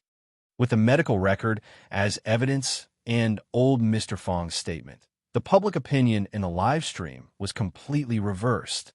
So, it's because of amnesia. It's been so hard on Xiangyi. She's taking the blame for herself. No wonder her personality is so different. When she lost her memory previously, she was really annoying. Now that she has regained her memory, she's quite adorable. Many netizens had accepted the fact that Xiangyi had lost her memory for a year. However, there were also some who couldn't accept it. They've really put in a lot of effort to clear Vase Fairy's name. Even if she has amnesia, she's still the same person. It means that she's just pretending to be gentle on the surface. She's subconsciously AB asterisk TCH. TSK. After a murderer kills someone, can he also say that he killed someone because he lost his memory and shouldn't be responsible for it now that he's awake? In the manner, Xiangli naturally put his arm around Xiangyi's shoulder and thanked old Mr. Fong and the others. Thank you so much, seniors.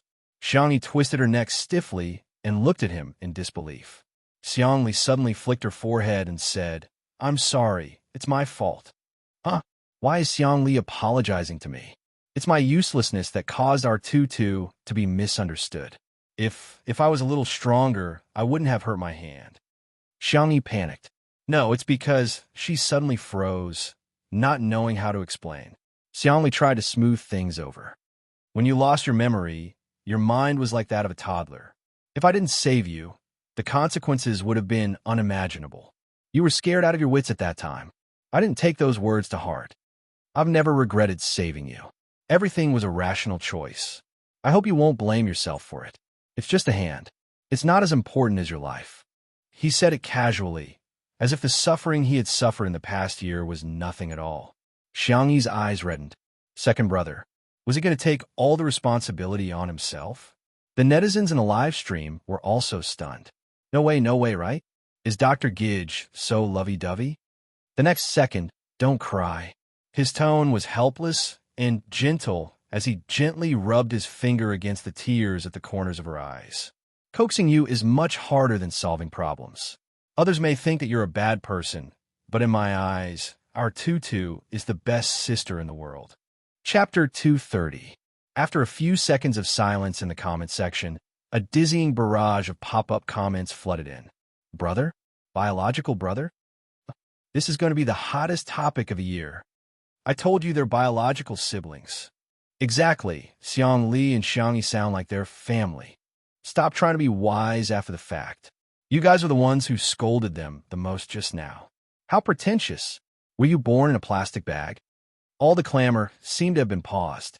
Xiangyi raised her little face and stared at her second brother in front of her in a daze. Tears welled up in her eyes, and she tried her best to hold them back.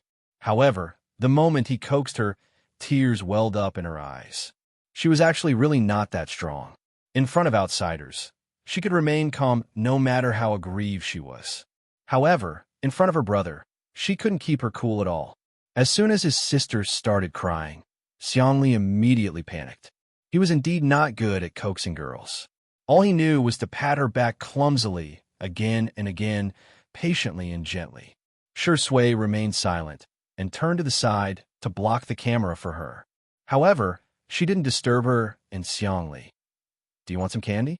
Xiangli asked as he took out a milk candy from his trouser pocket. Shui was speechless. Looking at the familiar brand of milk candy, his eyebrows twitched.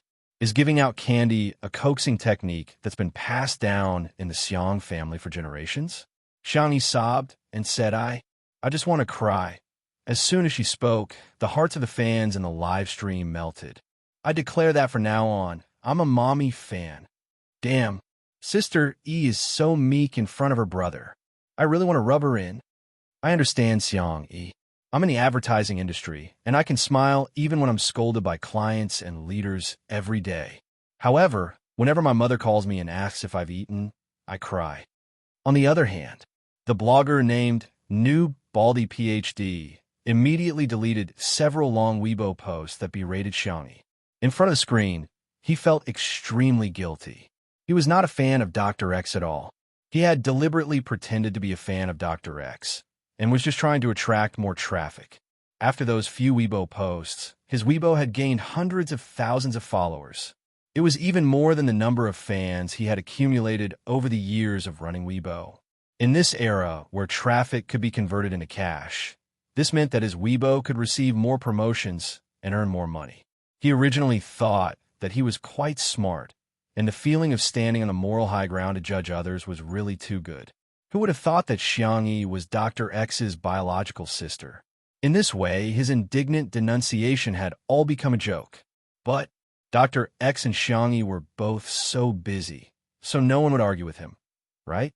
Thinking up to this point, Baldy decided to get lucky and register his Smurf account.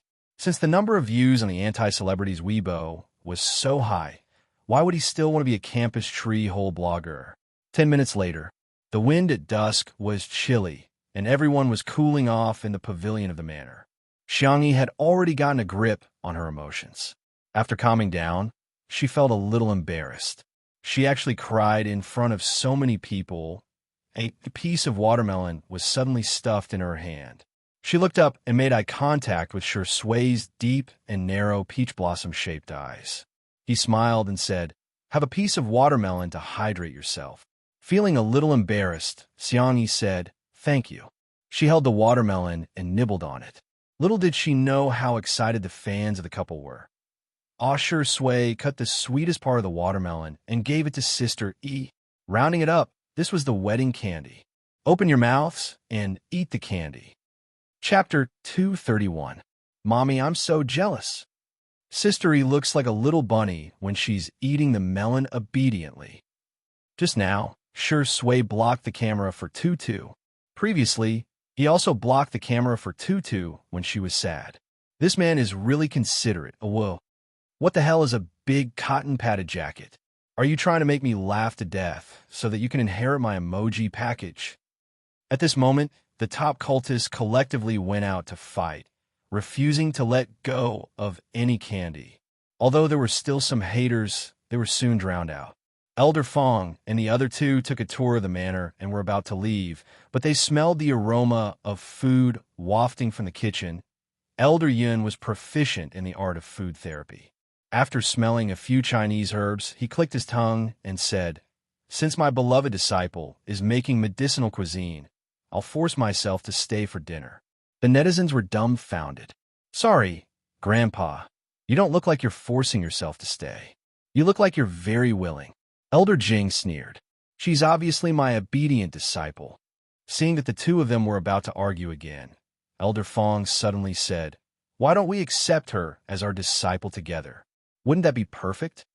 Elder Yin thought for a few seconds and said, "I'll think about it." Although Elder Jing didn't agree, he didn't argue, which was rare. However, the netizens in the live stream didn't think much of it. They thought that Elder Yin and Elder Jing were just giving Elder Fong face and didn't turn them down directly.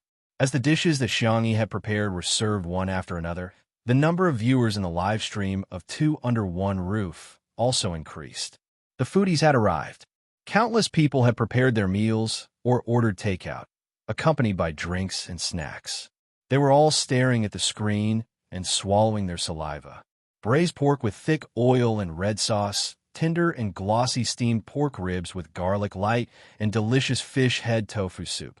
There were vegetarian dishes, dry-fried mushrooms, cold shredded bamboo shoots, and so on, which filled the entire table. There were also two medicinal cuisines, one of which was the American ginseng lean meat soup from Elder Yun's medicinal cuisine guidebook, while the other was Xiangyi's original casserole soup. Elder Fong and Elder Jing picked up their chopsticks reservedly, but when they tasted the first dish, they paused in unison. "My obedient disciple's cooking skills." Elder Yun impatiently tasted the two medicinal cuisines. The American ginseng double snow lean meat soup was improved based on his medicinal cuisine recipe. It tasted better. As for the casserole soup, through the combination of food and fine cooking, it looked, smelled, and tasted perfect. He had truly achieved the point where medicine borrowed the taste of food, and food aided the medicine's medicinal properties. Bitter medicine had turned into delicious medicine. After drinking 2 bowls of soup, Elder Yin suddenly put down his bowl with a solemn expression. Xiangyi said gently, "Grandpa Yin, is the food not to your liking? Why are you calling me Grandpa Yin?" Elder Yin pretended to be angry. "Call me Master." Elder Jing was anxious. "You're really annoying." However, Elder Yin said earnestly, "Come, my beloved disciple, this is your second master." Elder Jing. Elder Yun turned his head and looked at Elder Fong. Elder Fong suddenly had a bad premonition. As expected, Elder Yun made a gesture. That's your third master. In a live stream, is old Yin crazy? How can he accept a disciple like this? That's right. Other people have a master with a few disciples. How can there be a few masters with a disciple? Damn, Elder Yun is probably tricking others. Elder Jing and Elder Fong are such proud people, especially Elder Jing, who has a bad temper. He'll definitely refuse. In the next second, Elder Jing, who had never said anything good in his life, held back for a long time before saying, "Old man, you're really likable, the netizens?" Chapter 232. Fong Lao picked up a piece of red braised pork with his chopsticks. The thick sauce wrapped around the pork, and the juices splashed out when he took a bite. The sweet and fresh taste permeated every bit of the meat. He squinted his eyes in satisfaction and enjoyed it for a moment before he said slowly, "You're right. In terms of age, I'm the oldest, so you should call me master. Second brother, third brother, you should call me eldest brother. The netizens?" Why did Elder Fong, the president of the Chinese Medicine Association, fall for her? Xiang Yi, who suddenly had 3 masters, was speechless. The girl didn't know whether to laugh or cry. Grandpa Fong, Grandpa Yun, Grandpa Jing, although I'm very interested in medical skills, I'm afraid I don't have time to learn recently. Since she had promised to record 2 under 1 roof, she had to do what she said. Otherwise, it would make things difficult for Shi Sui and Li Jinyu. Elder Jing looked around and said, "The scenery here is beautiful and the air is pleasant.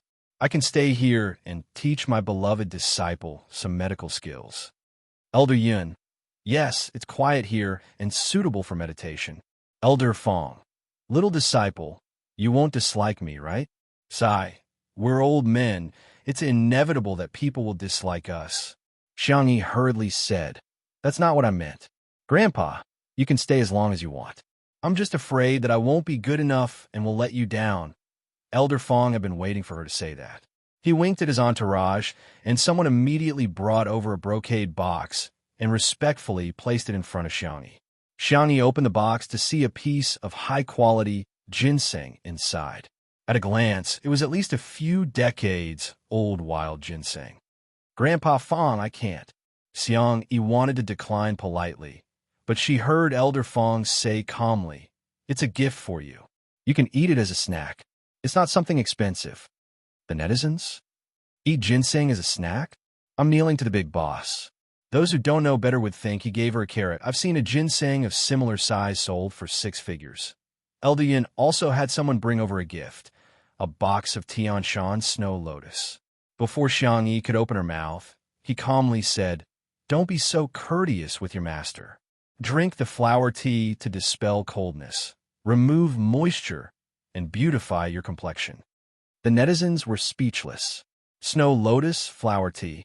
Forget it. I'll turn my mic off. Only Elder Jing's eyes widened like copper bells. These 2 scheming old men. You actually prepared a greeting gift behind my back. He had never fawned over anyone in his entire life, and he didn't know the ways of the world. How could he have thought of bringing a greeting gift for his obedient disciple? Seeing the little girl's flattered look in front of the ginseng and snow lotus, Elder Jing's heart ached. What kind of good thing was this? What was there to be at a loss about accepting such a small thing? The old man snorted and took out a card from the pocket of his Tang suit. "Here, swipe whatever you want to eat at our restaurant." The card he pulled out was the Ji Shi Tang Pharmacy's nationwide internal card. Netizens commented, "At this moment, old Jing looks like the overbearing grandfather of the overbearing CEO in novels." Elder Fong. Elder Yun. "Oh no, I've been outdone." Elder Jing put his hands in the pockets of his Tang suit. He first glared fiercely at Elder Fong and Elder Yun, then looked at Xiang Yi and smiled childishly. Chapter 233. Xiang Yi did not want to dampen their spirits, so she had no choice but to accept the gifts from her grandfathers. Oh no, her masters. She thought to herself that she would give them a suitable gift in the future. Seeing that the young lady had accepted the gifts, the 3 masters heaved a sigh of relief. This meant that the young lady had acknowledged them. The atmosphere at the dining table became more harmonious.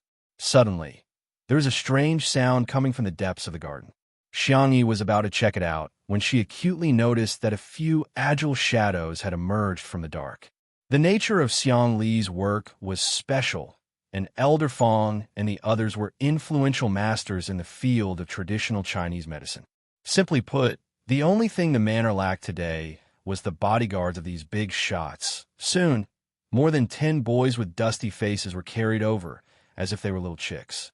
Reporting, "These people are sneaking around and trying to barge in," said a stern and cold voice. Rong Huai was the first to retort. "Who's sneaking around? Don't slander us." "Then why didn't you leave the front door open? I have a legitimate reason to suspect you. Tell me, what's your motive?" Xiangyi got up in time. "I know them." Rong Huai and the rest were then released. "What's going on? Are you interrogating us like we're criminals?"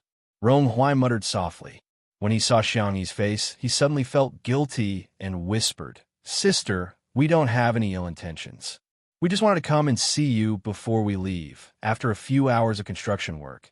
Mingxi Boys High School was almost done. Most of the children had been taken home by their parents. However, there were also children like Rong Huai who did not want to go home, but had nowhere to go. Probably because of the fledgling complex, they all had similar subtle feelings for Xiangyi. It was as if they could draw a sense of security from her. Xiangyi crossed her arms. "It's already so late. Are you going to stay out all night? Wait here obediently. I'll arrange for a car to send you home." "You don't have to arrange it. It's not like we don't know how to take a taxi," Rong Huai retorted. The little wolf cub was quite fierce and intimidating at first glance. In the next second, rumble, Rong Huai's stomach growled. The atmosphere became extremely awkward. Xiangyi turned her face away. She tried to hold it in for a few seconds, but in the end, she couldn't help but burst out laughing. As soon as she laughed, even Rong Huai's underlings betrayed him and laughed mercilessly. Rong Huai's ears turned red as he gritted his teeth. "What's so funny? It's not funny at all." Little did she know that the netizens in the live stream were laughing like crazy. "Ha ha, incompetent rage. Little brother must be shy. He wants to see sister E bully him." Seconded. Although I like E, who is meek and gentle in front of her brother. I like E even more when she's cool and cool in front of her brother. Xiangyi finally managed to control her expression. "Ahem, you didn't have dinner?" A child in the crowd said shyly. "This place is too remote.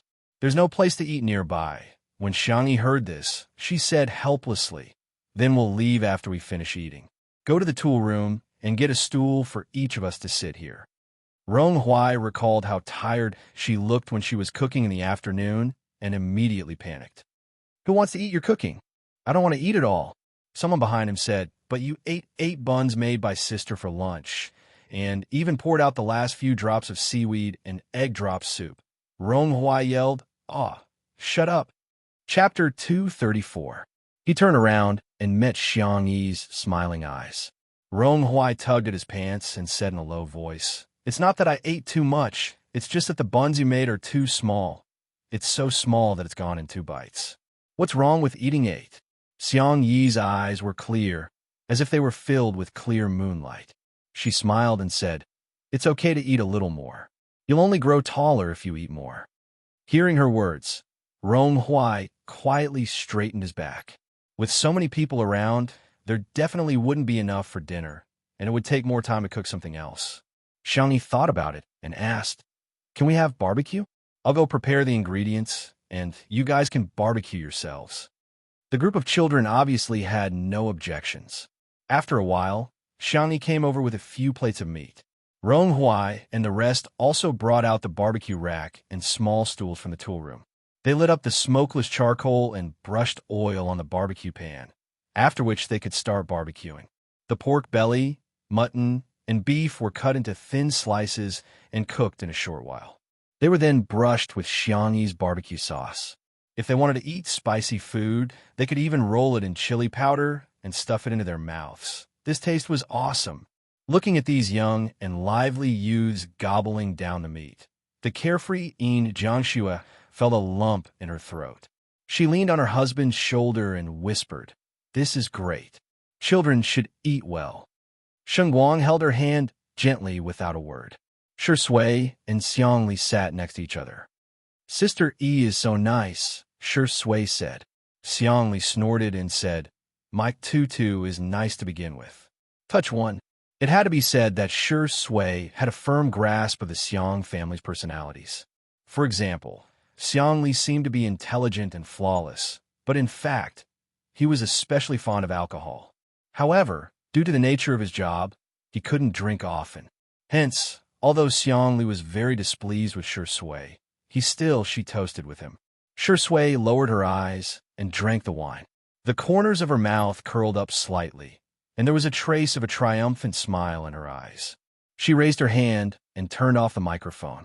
She deliberately lowered her voice and said in a lazy and magnetic voice, Second brother-in-law, since you've drunk the wine, when do you think it's appropriate for me to deliver the betrothal gift?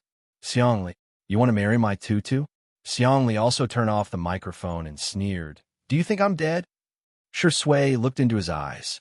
His long and narrow peach blossom eyes curved outwards. He always looked very affectionate when he looked at others. He was very good at acting innocent and pure. Then, it's not impossible for Tutu to marry me. Xiangli, F*CKU. Have some shame. He had never seen such a shameless person. In fact, Sure Sui knew that she couldn't hide it from Xiangli, so she decided to come clean.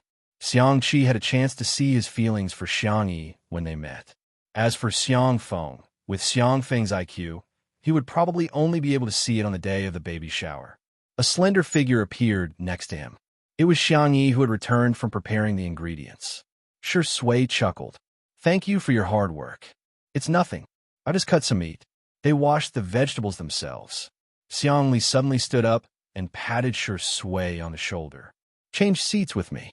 Bastard, don't even think about coveting my sister. Sure Sui kindly changed seats with him.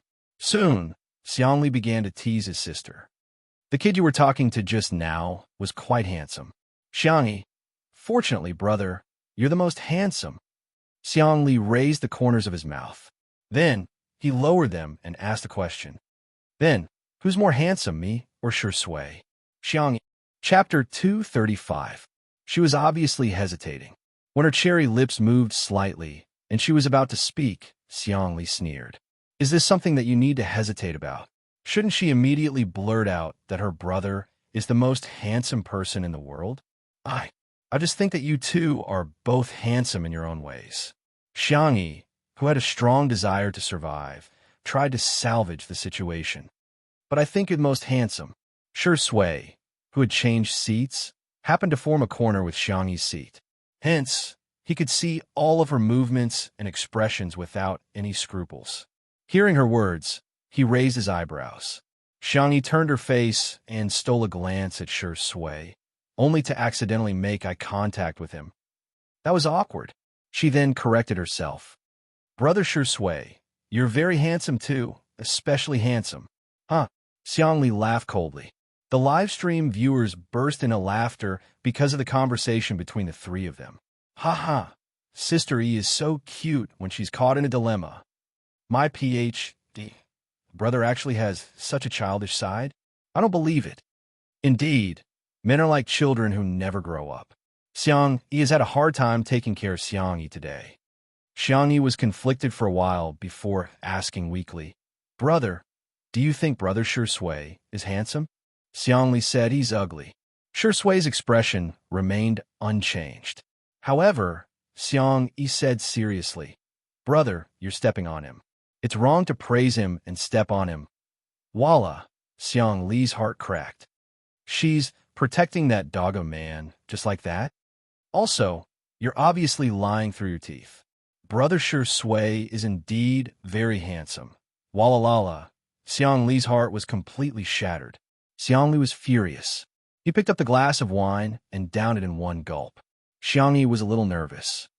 Brother, are you angry? A certain actor's entire body was filled with the fragrance of green tea. Sister E, it's all my fault. I made Xiangli unhappy. Don't worry about it. Just let him do whatever he wants. I don't mind at all. Xiangyi said subconsciously. How can I blame you? Xiangli became even angrier. Feng Lao and the others were all young. After the meal, they chatted for a while before Xiangyi took them to the guest room to rest. The group of youths were still barbecuing, but In Jiangxue was talking to Ronghuai. No one knew what they were talking about, but Ronghuai suddenly looked at Shi Sui and stared at her for a few seconds before quickly looking away. Rong, your face is made for the big screen.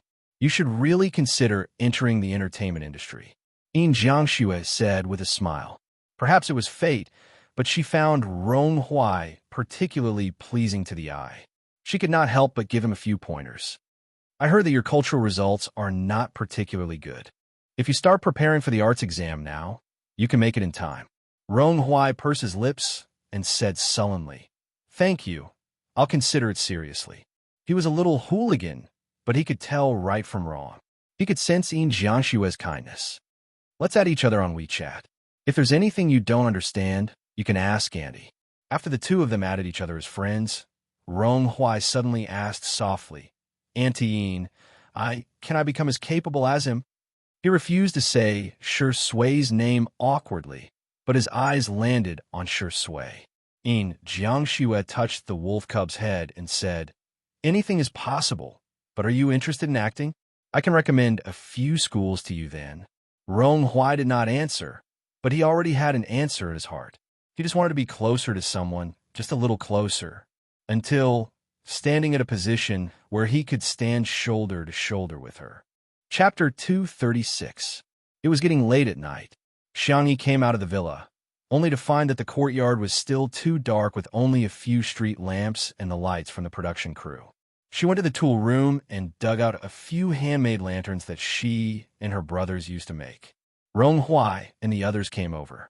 Wow, there are actually lanterns with candles now.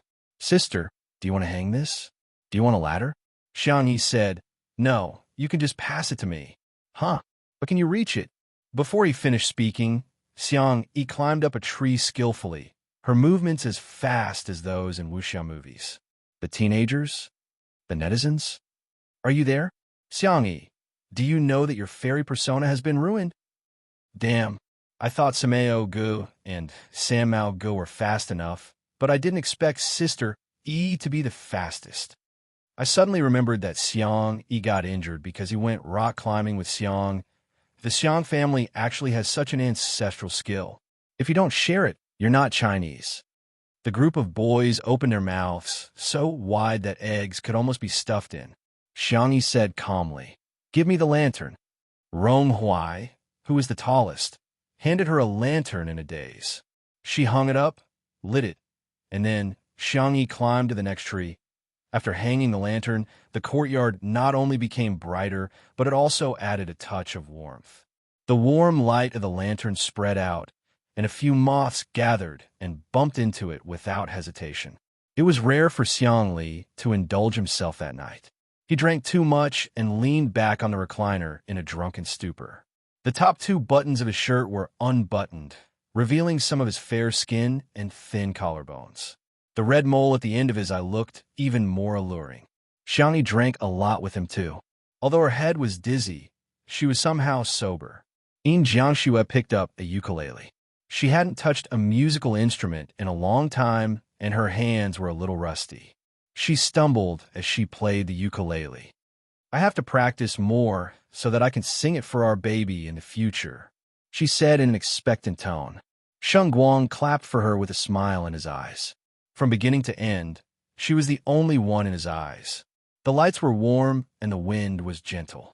It was truly a beautiful night. It made one's heart soften. After Jiangxue finished playing a song, she wanted to put the ukulele back, but Xiangyi took it. She plucked the strings a few times and adjusted the tuning slightly. Ronghuai and the others' eyes lit up. The group of little brats didn't even bother to eat the meat as they eagerly surrounded the pavilion. Li Jinyu didn't know whether to laugh or cry. Hey, you guys are blocking Sister Yi's camera. The children were laughing and joking, pushing each other and chasing each other away. They quickly made way. In the live stream, is Sister Yi going to sing? Boo-hoo, these kids are like two different people from a day. They're laughing. They must really like Sister Yi.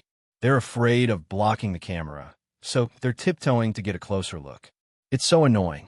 I want to cry again, cack. A simple and pleasant prelude sounded. The ukulele's unique, clear tone might not be that impactful at first, but it was inexplicably harmonious with the warm night. The red sun rises, its bright light, the river flows out, a vast ocean. The girl began to sing lazily, but her voice instantly captured everyone's ears. She lowered her eyebrows, her small figure immersed in a half-lit corner, but she was a dazzling presence in the crowd. The young have their own youthful arrogance. My body is like the mountains and rivers. My spine I dare to measure the sun and moon. Xiangyi looked up at the teenagers outside the pavilion and smiled gently. She hummed gently as if she was coaxing a child, but it had an incomparably shocking power. My heart is like the blazing sun, shining brightly no matter how difficult it is to stop me today. I am the only young man. The last chord fell. The surroundings were so quiet that one could almost hear the rustling of the wind and the falling petals. Chapter 237. Even the comment section of the live stream had decreased significantly. There was a moment of silence. The comment section of the live stream exploded. I'm crying out loud. I don't know why, but I just feel like crying. I suddenly realized that the female celebrity Xiang. No, her name is Xiangyi. I'm praising Sister E so much. She's beautiful, sweet, and heartwarming. No wonder Rong Huai and the other kids would come to see her. She's so healing. In the courtyard, Rong Huai stared blankly at the girl not far away, his heart pounding rapidly. This was the first time he had truly felt his own existence. Behind him, the boys who were easily moved to tears began to cry, and those who didn't had their eyes reddened. She didn't sing such a hot-blooded song at all, but it was so gentle that it had the power to move people's hearts. It turned out that they weren't children abandoned by the world. It turned out that they could also have a little bit of light, a little bit of hope, and a little bit of dreams. They were still youths with limitless possibilities. Their hearts were like blazing suns. Even Li Jinyu couldn't help but wipe away his tears. In the beginning, he still had some doubts about Shi Sui's invitation to Xiangyi to appear on Two Under One Roof. However, he now understood that it wasn't Two Under One Roof that made Xiangyi successful. It was Xiangyi who made Two Under One Roof happen. The live stream ended for the day. Rong Huai and the others also got into the car and left safely. Before they left, they cleaned up the yard and even took away the trash. It was as if they didn't want there to be any filth in Xiangyi's house. Everyone returned to their rooms.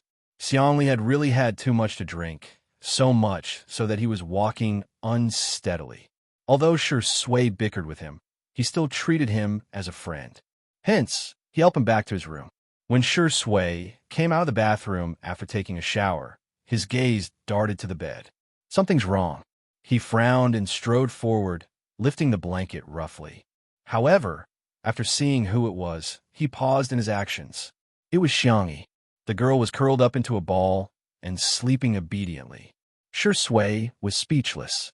He carelessly wiped his hair a few times and said with some helplessness and amusement, "That's true. Even the big drunkard is drunk. How could the little drunkard not be drunk? She was probably drunk when she was singing. No wonder she smiled so sweetly to everyone, especially that little brat named Rong Rong." Shi Sui's gaze fell on the girl's delicate face. She was hugging a pillow and breathing evenly. Her hair was scattered on her cheeks. Shi Sui raised her hand and brushed it away for her. "Aren't you too trusting of me?" Shi Sui chuckled. "You even dared to enter my room and climb into my bed." He wasn't afraid that he wouldn't be human anymore. "You?" Shi Sui sighed and stared deeply at Xiangyi for a few seconds. The emotions in her eyes were thick, and the light in her eyes was obscure. He patted the girl's shoulder twice. "Wake up. Go back to your room and sleep." The little girl who was sleeping soundly snorted and turned over angrily. As she moved, her blouse rolled up, revealing the milky white and delicate skin at the back of her waist. It was very dazzling. Shi Sui's Adam's apple moved. He closed his eyes, covered the girl with the blanket, and prepared to find a guest room to make do for the night. Just as he walked to the door, the crisp sound of the door being locked suddenly rang out, accompanied by the sneer of a drunk genius professor. "I'll lock the door for you. Let's see how you dare to seduce my sister." Shi Sui was speechless.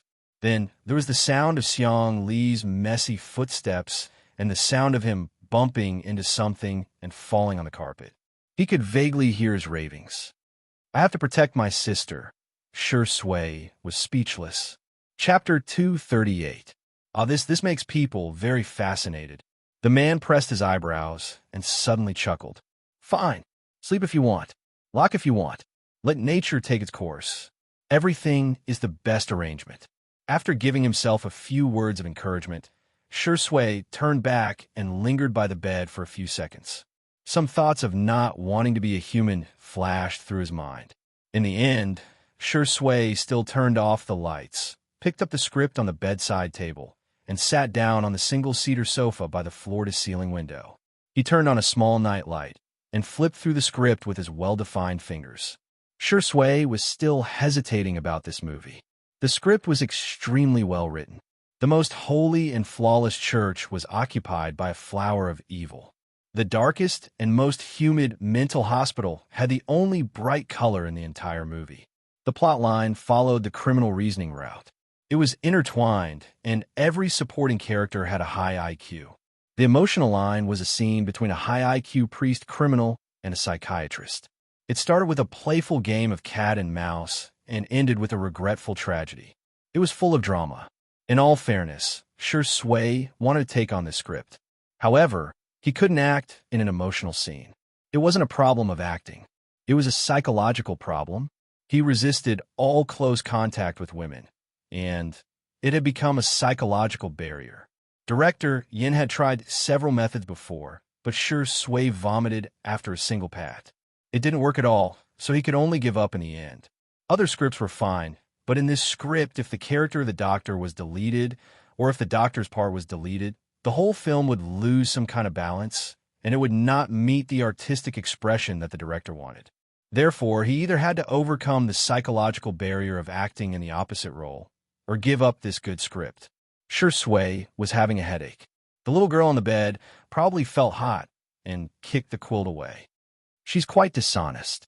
Shi Sui shook his head, put down the script, and got up to cover her with the quilt. The little girl drunkenly called out, Xiao Naofu. Everything. She looked around for the cat in a daze. She didn't touch Xiao Naofu, but she touched Shi Sui's hand. She rubbed her soft and slender fingers tentatively a few times. Then, as if she sensed that something was wrong, she opened her eyes. The world spun before her eyes. She tried hard to focus and finally recognized the man in front of her. Why are you here? Shi Sui raised her eyebrows and indulged her behavior. Who am I? My child. What? Zai Zai. Xiaoni looked at him innocently. Why are you here? This is where Xiao Naofu sleeps. To emphasize, she patted the pillow on the other side. Shi Sui licked her lips. Then what do you think I should sleep? It was too difficult for a drunk person to make a logical analysis. Xiaoni felt her head hurt even more. She mumbled, You slept in a cat bed. Shi Sui was so angry that she laughed. Is there such a big cat nest? The little girl said in an imposing manner. I'll ask my third brother to make one for you. Shi Sui. Okay, I'll wait. You go back to sleep. He leaned over to pick up the quilt, but the girl was lying on the edge of the bed. Her cheeks were half pressed against the black sheets, which made her skin look even fairer.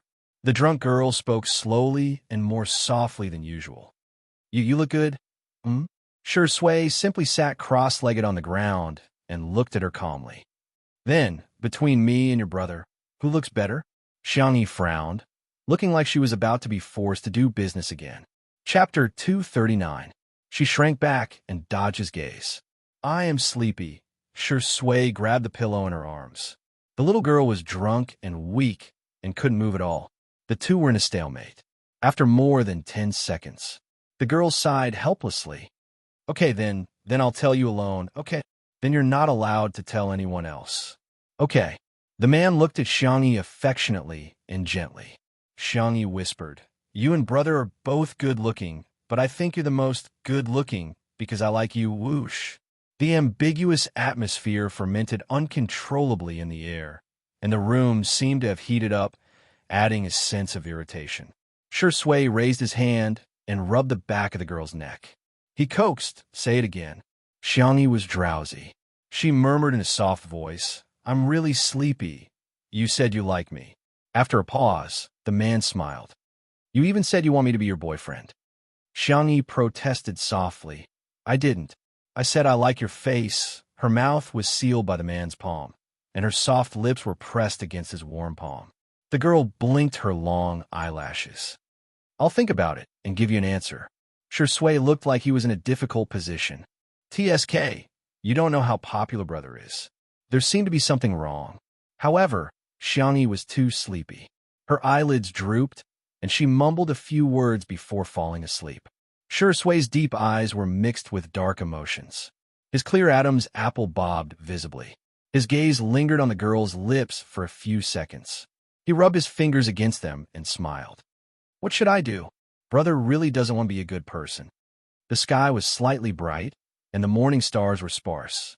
Xiangyi gradually regained consciousness, but she felt a faint headache. She sat up and habitually rubbed Xiao Naofu beside her pillow. It wasn't the usual fluffy and warm feeling.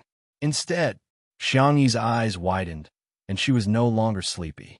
How could it be Shui? With a guilty conscience, she tried to quietly withdraw her hand, but her wrist was firmly grasped. Then, Shui slowly opened her eyes and squinted at her lazily. "Don't panic, it's just a small matter." All like hell. However, Xiangyi had been through so many worlds. She was mentally strong. She said calmly, "Good morning." She thought that as long as she was calm enough, Shui would be the one panicking. Unexpectedly, the man's voice was tired and hoarse, soft and light, like a feather that tickled her heart. "Good morning. Sister E, why are you in my room? Are you still on my bed?" Xiangyi had an inexplicable feeling that she was a scumbag who didn't take responsibility after defiling the other party. "Ahem, if I say that I'm here to tuck you in, would you believe me?" Shui raised her eyebrows. Xiangyi felt guilty and uneasy. After a while, Shui let go of her wrist, as if believing her. "I see. I'm really a little genius with quick reflexes." Xiangyi smiled. "Then have a good rest. I won't disturb you." She jumped off the bed and didn't even bother to put on her slippers. Her fair feet stepped on the wooden floor as she hurried out. Shui rested her chin on her elbow and looked at her with a half smile. Xiangyi turned the doorknob. She didn't turn it. She froze, but the man's slightly flustered voice sounded behind her. It's just a blanket. Is there a need to lock the door?" "Sister EU, what are you going to do to me?" Chapter 240. Xiangyi was completely dumbfounded. At the thought of her uncle Xiang Feng singing in a tree when he was drunk, a look of horror appeared in her eyes. Did she also get drunk and go crazy? For example, breaking into Shui's room and taking advantage of him sleeping. What did she do last night? If you like, big brother, you can just tell me. Shui sat up straight and slowly put on his glasses. "You don't have to be so scheming." Xiangyi. She turned her head and found that Shui's pajamas were in a mess, and he looked aggrieved and helpless. Xiangyi hesitated for a few seconds, then silently stepped forward and covered Shui with a blanket. Shui raised his eyebrows. Do you want to go take a shower?" Xiangyi recalled the romance novels she had read with Xiao Naofu when she was bored. "Although you may not be clean anymore, please don't cry. Okay? I will be responsible for you. Let me think about it." The development of this matter was beyond Shui's expectations. He lowered his eyelashes to hide the smile in his eyes and replied, "Then I'll go take a shower." In the living room, when Xiangli woke up, he was in a daze. He fumbled around and found his glasses, only to realize that he was in his room. He seemed to have fallen last night, and the bodyguard had sent him back. Thinking of his perfect lock, the corners of Xiang Li's mouth curved up. "As expected of me." The next second, the phone next to his pillow vibrated. He picked it up and saw that it was a message from his sister. Tutu, brother, I did something wrong. What should I do /cry? Xiangli frowned and typed with one hand. Don't cry, speak slowly. Tutu, I drank too much last night and walked into the wrong room /cry. Seeing this, Xiangli suddenly had an ominous feeling. Where are you? Buzz, Tutu. I'm in brother Shui's room, Xiangli. He threw off the quilt and rushed to Sui's room. The door was still locked, but he had no time to look for the key. He called for his bodyguards and used brute force to break in. Xiangli was startled by the noise, and her phone almost fell to the ground. Xiangli was furious. He grabbed his sister's wrist and walked out. Just then, the bathroom door opened. Shui was only wearing a pair of black sweatpants. His body was well-proportioned, with broad shoulders and a narrow waist. His abdominal muscles were well-defined, and his V-line lines snaked into the black pants. As he dried his hair, the smooth muscles of his forearms became more and more obvious. The man blinked his peach blossom eyes and dragged his voice. "Sister E, I'm done. Have you thought about it?" Xiangli roared, "Put on your clothes. What kind of scandal is this?" Only then did Shui slowly pick up the thin sweater on the shelf and put it on. He stared at Xiangli, looking innocent and pitiful. "Xiangli, Brother Tingrui, don't be so fierce. You'll scare him." Xiangli was so angry that he almost vomited blood. "You're still protecting this starred." Shui leaned against the doorframe. Part of his sweater had slipped off, revealing his collarbones and protruding Adam's apple. He blinked innocently. "Huh? Didn't Sistery lock the door?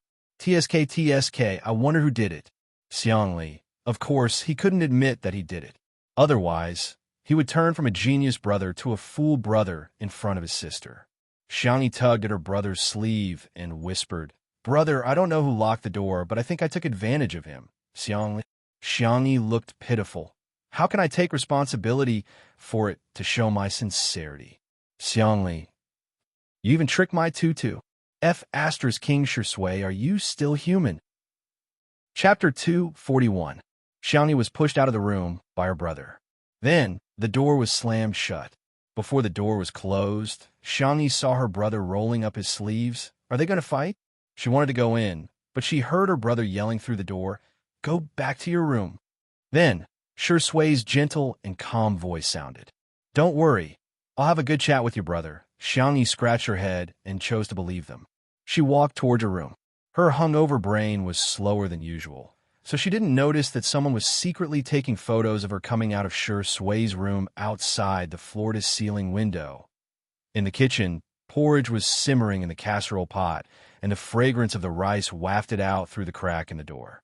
Xiangli wanted to make up for it, so she made a particularly sumptuous breakfast, which was all Shui's favorite dishes. After spending time with him for the past few days, Xiangli had already figured out his preferences. His palate was light, carnivorous, and he especially liked to eat fish and shrimp, which was a bit similar to Xiao Naofu. She made steamed dumplings, shrimp dumplings, egg pancakes, and other Chinese pastries, as well as bacon, sausages, fried eggs, potato pancakes, and other Western breakfasts. She even fried a fish for Xiao Naofu. Xiao Naofu was nestled in a hammock on the top floor of the luxurious cat villa, chewing its paws in a fit of pique. It saw Xiangli coming out of Shui's room. "Boo-hoo, this stupid woman has changed her mind. I'm no longer her favorite. I'm not going to talk to her anymore." However, when Xiangli came over with the grilled fish, Xiao Naofu's nose twitched, and it began to drool. "Xiao Naofu, it's time to eat," Xiangli coaxed softly. "No, I can't forgive her just because she coaxed me." Xiao Naofu. Xiangli scratched the back of Xiao Naofu's neck. "Don't be angry with me, okay? I've coaxed you twice." Xiao Naofu counted in its heart. Xiangli murmured, "Everything, little baby. If you don't eat, the grilled fish will get cold." 3 times. Forget it. I'll just reluctantly forgive her." Xiao Naofu flipped over and extended its claws at Xiangli. "Meow." Xiangli raised her eyebrows and took it down from the hammock. She patiently tore the grilled fish into small pieces and fed it bit by bit. Xiao Naofu's belly was round as it rolled around on the ground in satisfaction. Xiangli threw it a few balls to play with and got up to do her morning exercise outside. Behind the small kitchen, there was a villa where the staff of the production team lived. Xiao Yang was the camera assistant of the production crew. He had just graduated not long ago and was at the age where he was impatient. His salary was considered high among his peers. However, he lived in this large manor every day and watched the bright and beautiful stars coming and going. It was inevitable that he would feel a little unbalanced. What right did these people have to have all this without working hard? And he could only get a few $1,000s a month? The aroma of the rice grew stronger and stronger, spreading from afar. Xiao Yang was displeased. That female artist, named Xiang Yi, is really hypocritical. She only cooks for us once in a while. At other times, we have to order takeout or solve our own problems. Since she's already cooking, what's wrong with cooking more? We're all humans. Why should we treat them differently? As for whether Xiang Yi would have a hard time cooking for dozens of people, that was not within his consideration. He gritted his teeth and found a paparazzi that he had accidentally added on his friend list. He typed, "There's a video of Shi Yingdi and Xiang Yi. How much are you willing to pay?" During the morning rush hour, an explosive video instantly attracted everyone's attention. Chapter 242. The blogger who broke the news had a notorious reputation, but the netizens were keen on gossiping and would always curse while watching the drama unfold. Gossip Frontline v. Shocking. At the filming site of a well-known variety show, a certain female celebrity couldn't bear the loneliness and broke into the male guest room in the middle of the night for a tryst. She didn't come out until the morning. The female guest's brother flew into a rage when he found out about it, deeply ashamed of himself for having such a shameless sister. There was a 10-second video attached, in which a slender girl came out of the room with two men behind her. The blogger was very tactful. He didn't mention any names and even blurred out everyone's faces. However, the more he tried to cover it up, the more curious he became. The comment section was extremely lively. Let's squat in the front row and see the name of this disgusting female guest. Oh my God, those clothes. I think I know who she is. Hey, the two men behind her have such good figures. Maybe this female celebrity is trying to get in between the two brothers' beautiful romance? Don't say that, it's disgusting. Let me decode the code. The variety show is two under one roof, and the female guest is Xiang Yi, who's been in the limelight recently, while the male guest is Shi Sui, the best actor. The older brother is a PhD student named Xiang Li, who is very impressive. Seriously? I watched the live stream yesterday and had a good impression of Xiang Yi.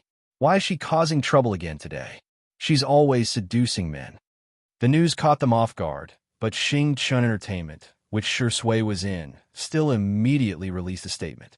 However, Tomato Entertainment, which Xiang Yi was in, didn't respond for a long time, which inevitably caused people to speculate. Little did they know that Tomato Entertainment felt that it was also a way to make a name for themselves. Once they gained popularity, they could even help the company's newcomers. Why would they go against money? Anyway, Xiang Yi had been scolded all this while, so what if they scolded her a little more? In the manner. After having breakfast with Sheng Wang, Yin Jiangxue exchanged contact information with Xiang Yi and reluctantly said goodbye. Although the three masters wanted to stay behind to teach, they were all tied up with miscellaneous matters and could only make an appointment later. Only Xiang Yi, Shi Sui, and Xiang Li were left at the dining table. Brother Shi Sui, try this xiaomai. Brother Shi Sui, this shrimp dumpling is also delicious. I added less salt according to your taste.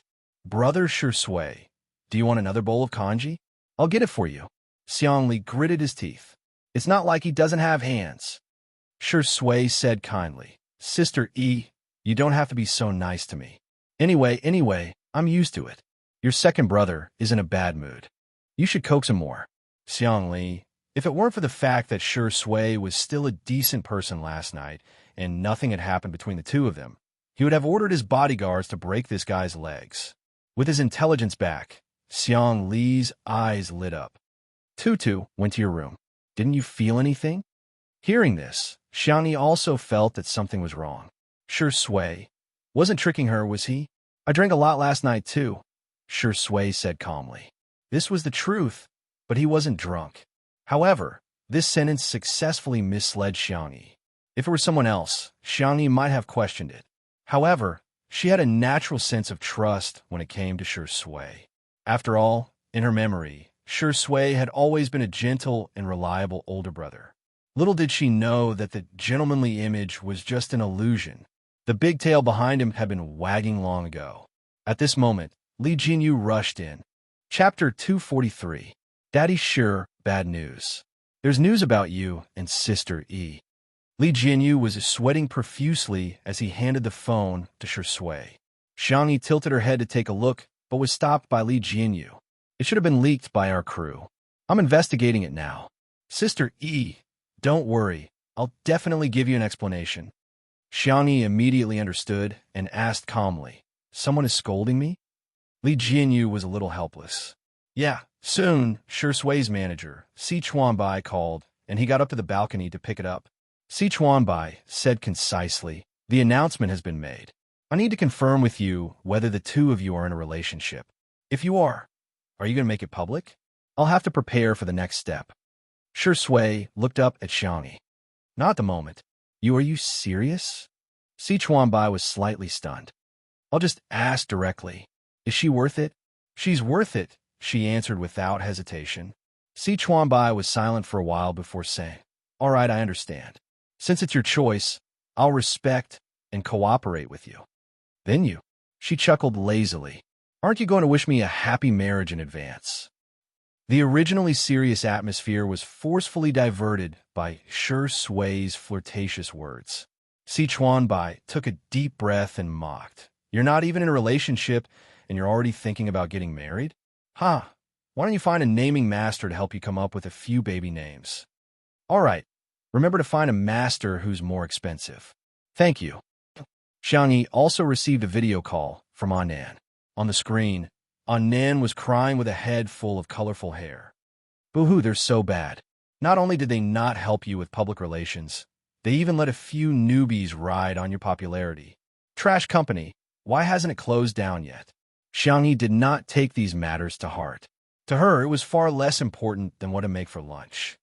All right, don't cry. Xiangyi comforted him. If it really goes bankrupt, won't you lose your job too? Annan sniffed. Then when the time comes, I'll be Tony's teacher and raise you by washing, cutting, and blowing. Xiangyi couldn't help but laugh. She imagined the scene and inexplicably felt that it was quite suitable for Annan. How can you still laugh? When the brothers from C7 heard about it, they were about to cry. Tell them that I'll find a way to solve it. Really? And do you want to come for lunch? I'll make your favorite braised pig trotters. Gulp. In the video, Annan clearly swallowed his saliva. All right then. See you at noon. He hung up the phone. Xiangyi met her brother's gaze. Xiangli frowned and tapped the table with his left hand. The time between each tap was exactly the same. How are you going to resolve this? Xiangyi said frankly, I don't know. Xiang Li's eyebrows twitched. Then why did you make such a solemn vow? The girl's face bloomed into a smile, revealing her small dimples. Because I have you. If it was in the fast transmigration world, she would have desperately fought to survive. But now, she wanted to rely on her brother a little. Oh, idiot, you can't even do this? Although he said that, Xiang Li's eyes were full of smiles. He coughed lightly. You want me to help you? Beg me. Xiangyi clasped her hands together and softly said coquettishly, Brother, I beg you to help me, okay? Wait. Xiang Li interrupted her. He skillfully turned on the camera and said in all seriousness, Let's do it again. I didn't record it just now. Chapter 244. Other than doting on her, what else could her brother do? Xiangyi opened for business. Brother, I beg you, stop. I don't even deserve an adjective. The most talented and handsome brother in the world. I beg you to help me. That's it? Where's your sincerity? I don't feel it at all. Brother, you're the best. I'll make you anything you want to eat. Do your hands hurt? I'll give you a massage. After recording for more than 10 minutes, Xiangli finally chose one and sent it out one by one. 2. Not so smart Xiao Sido. Not so silly Xiao Sido. Big brother with a decent IQTO. Little uncle not smart. Not long after, Xiangli received a reply. Not so smart Xiao Si. Aw, little sister is so cute. Not so silly Xiao Si. She even praised me the day before yesterday for being the best brother. Cry/ball, little uncle not smart. You're bullying little Xiangyi again. Big brother with a decent IQ, Big brother with a decent IQ. She's back. Sanction used an affirmative reply. Xiangli smiled and replied, Yes. Big brother with a decent IQ. Confirm if that person will appear again. Seeing this, Xiangli frowned slightly. He suddenly felt disgusted when he thought of the existence that had occupied his sister's body for the past year. In fact, Sangchun had already noticed that something was wrong from the beginning. That was why Sangchun signed the agreement to restrict Xiangyi from causing trouble. After interacting with Xiangyi, Xiangli had also guessed it. Xiangqi had his suspicions, but he wasn't sure. Xiangyu had a vague feeling that his sister was acting strangely. As for Xiangfeng, it was better not to mention it. In the manner, the filming was done at night on weekdays, so the staff still had a lot of free time during the day. Xiao Yang looked at the balance on his cell phone and was extremely excited. It turned out that a piece of news could be sold for so much money. After tasting the sweetness of it, he was thinking about how to shoot a more exciting video. If he did it a few more times, wouldn't he be able to become rich? Seeing the girl watering the flowers with a watering can in the sea of flowers outside the window, greed appeared in Xiao Yang's eyes. If he put a few pinhole cameras in her bedroom and bathroom, he might be able to get a video that could be sold at a sky-high price. Or he could threaten her. Thinking of the FRB kneeling at his feet and begging him, Xiao Yang felt great. Just as he was searching for a camera on the internet. Bang! The door was kicked open by someone. Looking at the few well-built bodyguards at the door, Xiao Yang was scared witless. His voice trembled uncontrollably. "This is my room. It's too disrespectful of you to barge in like this." These bodyguards have been secretly protecting Xiangli all year round, and they had long developed the habit of obeying orders. He didn't waste any more words with him and directly carried him to the courtyard. "Hey, what is the meaning of this? Let me go." Xiao Yang yelled. "I'm the assistant cameraman of the production crew. Do you guys have any respect for our production crew?" When the staff saw this, they all gathered around. "What's going on? Hey, what right do you have to do this? Director Li, look at them. This is too much." Li Jinyu's face was cold. Quiet. He was usually joking around, and the average age of the staff was young, so no one was afraid of him. However, when Li Jinyu became serious, the scene suddenly quieted down. The news on Weibo today was a mistake by our production crew. Here, in addition to apologizing to Teacher Xiangyi, I also want to seek justice for Teacher Xiangyi. Chapter 245. Li Jinyu's sharp gaze shot towards Xiao Yang. Xiao Yang's face was pale, and his forehead was covered in cold sweat. However, he refused to admit it. "Are you suspecting me? How could I do such a thing?" Li Jinyu said coldly. "If you admit it now, I won't hold you legally responsible." He wanted to give Xiao Yang one last chance. However, Xiao Yang thought that he was bluffing. Didn't he just take a video? Why would he be held legally responsible? Moreover, he had deleted all the chat records and used a distant relative's bank account to collect the money. In his opinion, he had done a perfect job. "I didn't do it. I swear.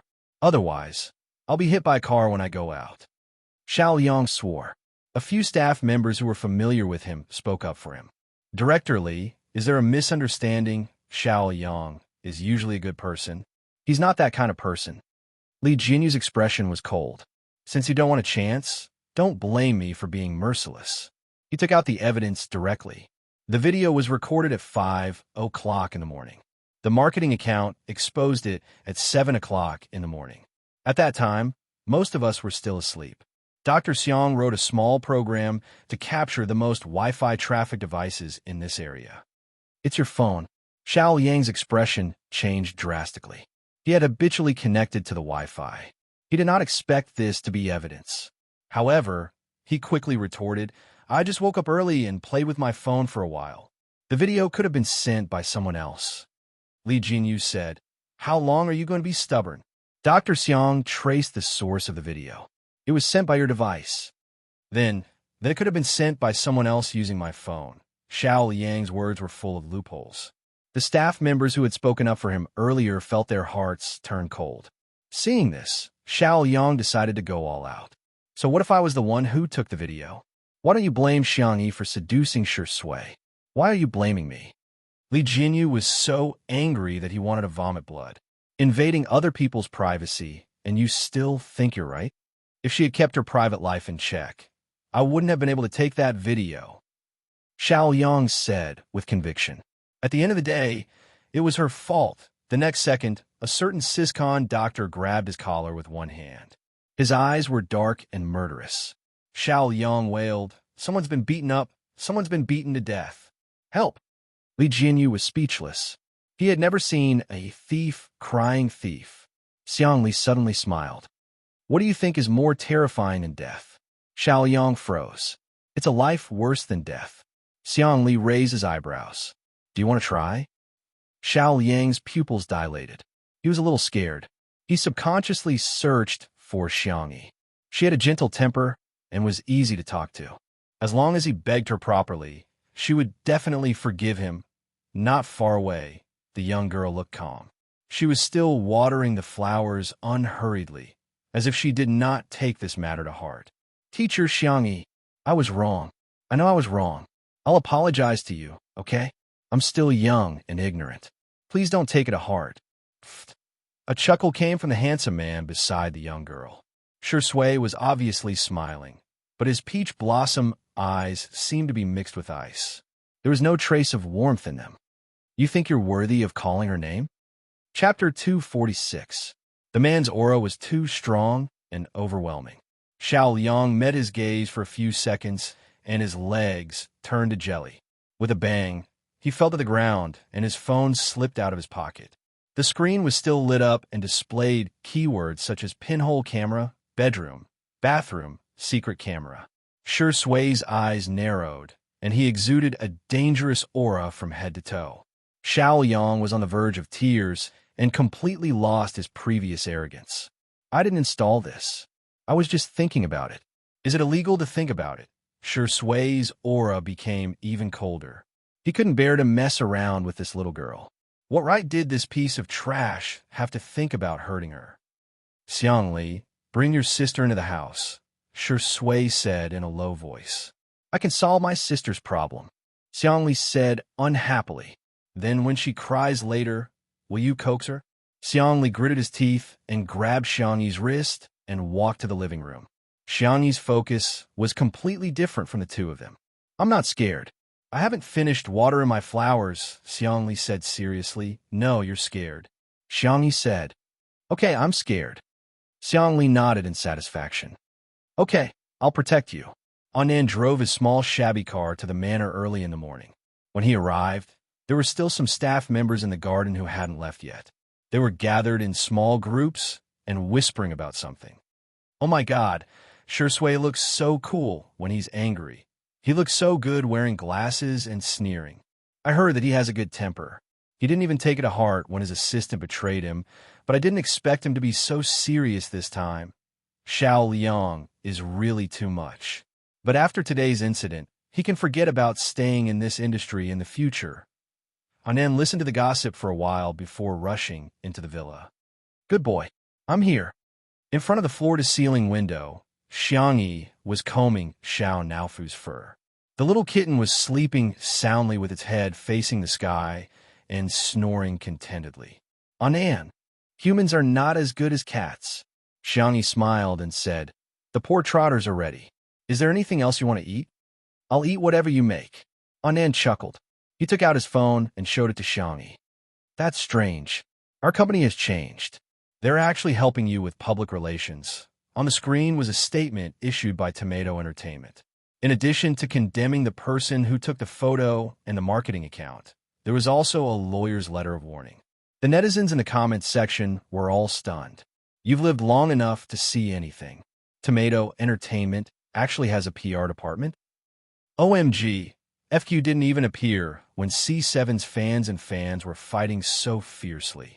This time, he actually stepped in personally for the vase fairy. Oh wow, this Lynch & Law firm is one of the top law firms in the country. Why would they take on such a small case involving an artist's reputation? There were also two groups of fans who didn't like each other. Marketing accounts are taking things out of context to begin with. What could a video prove? Don't you know that Shurindi hates women? There's no way he likes Xiangyi.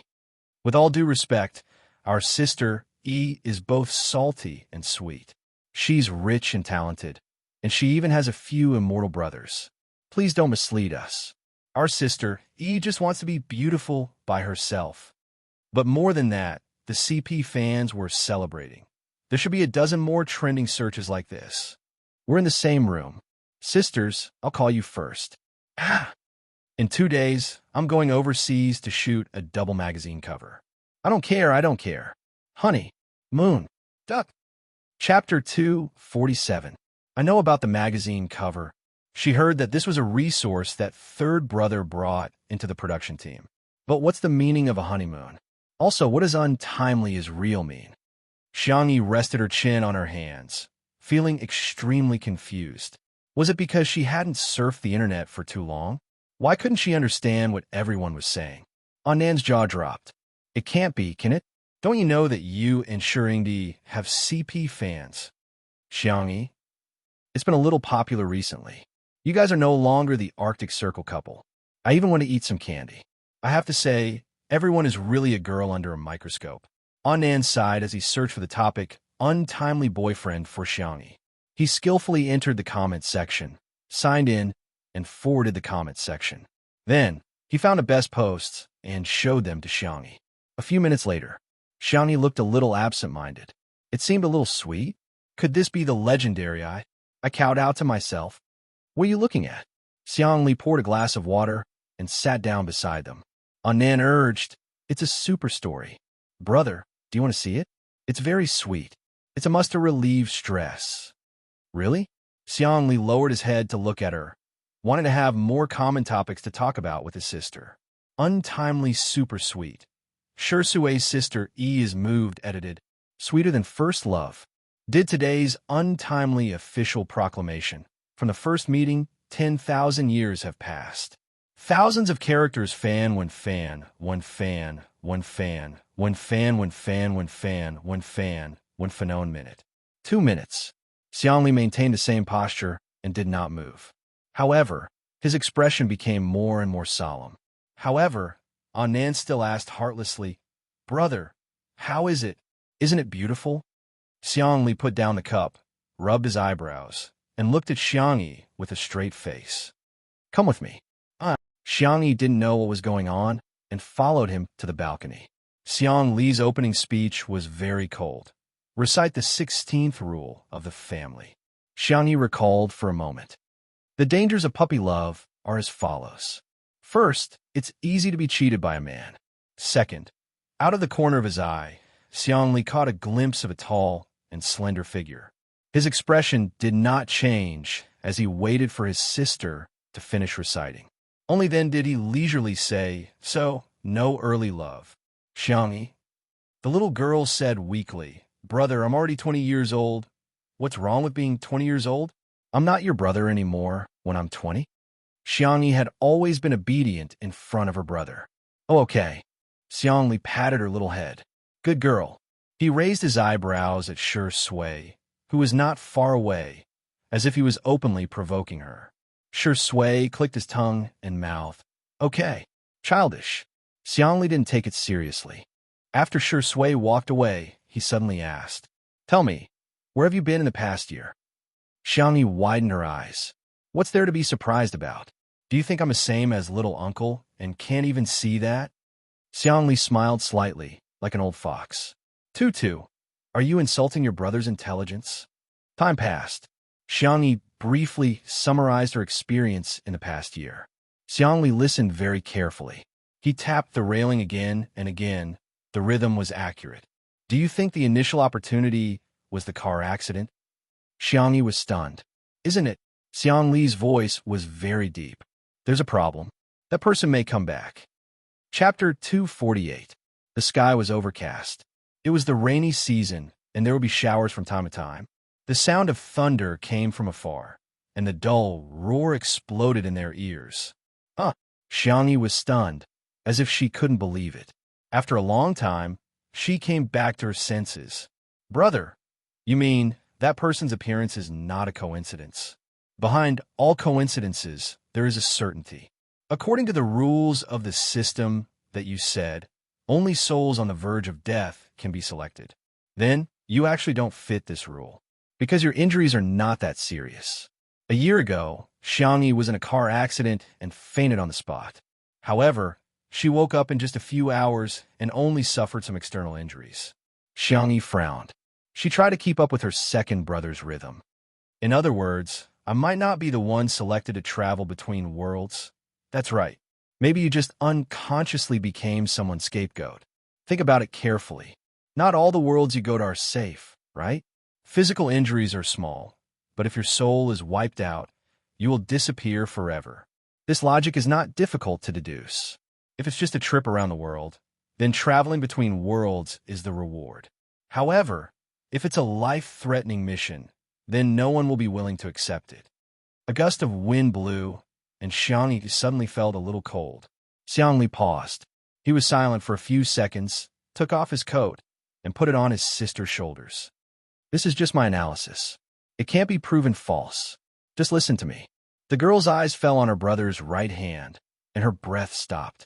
If it was really as her brother speculated, that person might take over her body again. What if her brother was hurt again? She felt a light pat on her back, and her brother's gentle voice rang in her ears. Don't hold your breath. What if you hurt yourself? Xiangyi felt a little choked up. He remembered all her little habits. Brother, let's exchange a secret signal. If one day I can't answer, don't believe anything that I say, and don't make any sacrifices for me. Xiangyi tried hard to squeeze out a smile, but it was uglier than crying. The family that she valued the most had been trampled on so wantonly. It was also very likely that it was not an accident. It was a conspiracy. If you can't laugh, then don't laugh. Xiangli pinched his cheek and pondered for a few seconds. You want to cry for a while? Don't worry, I have time. You can cry all you want. He was really and seriously comforting her. How about you cry for 5 minutes first? Shall I make a watch for you? Xiangyi was amused by him. As she laughed, her eyes turned red. Brother, you're still the same as before. You don't know how to coax people. Then let's set our secret code. 5 minutes? All right. Xiangyi inexplicably felt a lot more at ease after the brother and sister talked things out. It was as if he had been floating in the void for a long time and had finally found a foothold. Steady and steady, supporting her. She would never have to worry about not having a way out. By the way, how did you find out that something was wrong? Xiangyi thought of the contract that her brother forced that person to sign. It was very detailed. Although it was childish, it restrained that person from doing whatever she wanted. To put it simply, it was okay to do small things, but there was no room for discussion for big things. Xiangli shook his head. I'm not sure, but something bad must have happened. Chapter 249. Xiangli felt a headache coming on. What exactly did the one occupying my body do to Big Brother? He knows that you're back. Go and explain to him. Xiangli was certain that Big Brother's IQ had always been high. Xiangli said pitifully, I'm scared. She had been most afraid of Big Brother ever since she was a child. Xiangli didn't respond. He would never admit that he was also afraid of Big Brother. Sanction. The devil himself. His mouth was hard, but his heart was even harder. The whole family called him a man without a heart. Big Brother, when Big Brother comes back, can you come with me? Xiangli carefully tugged at Xiang Li's sleeve. Little sister, you have to learn to be brave, okay?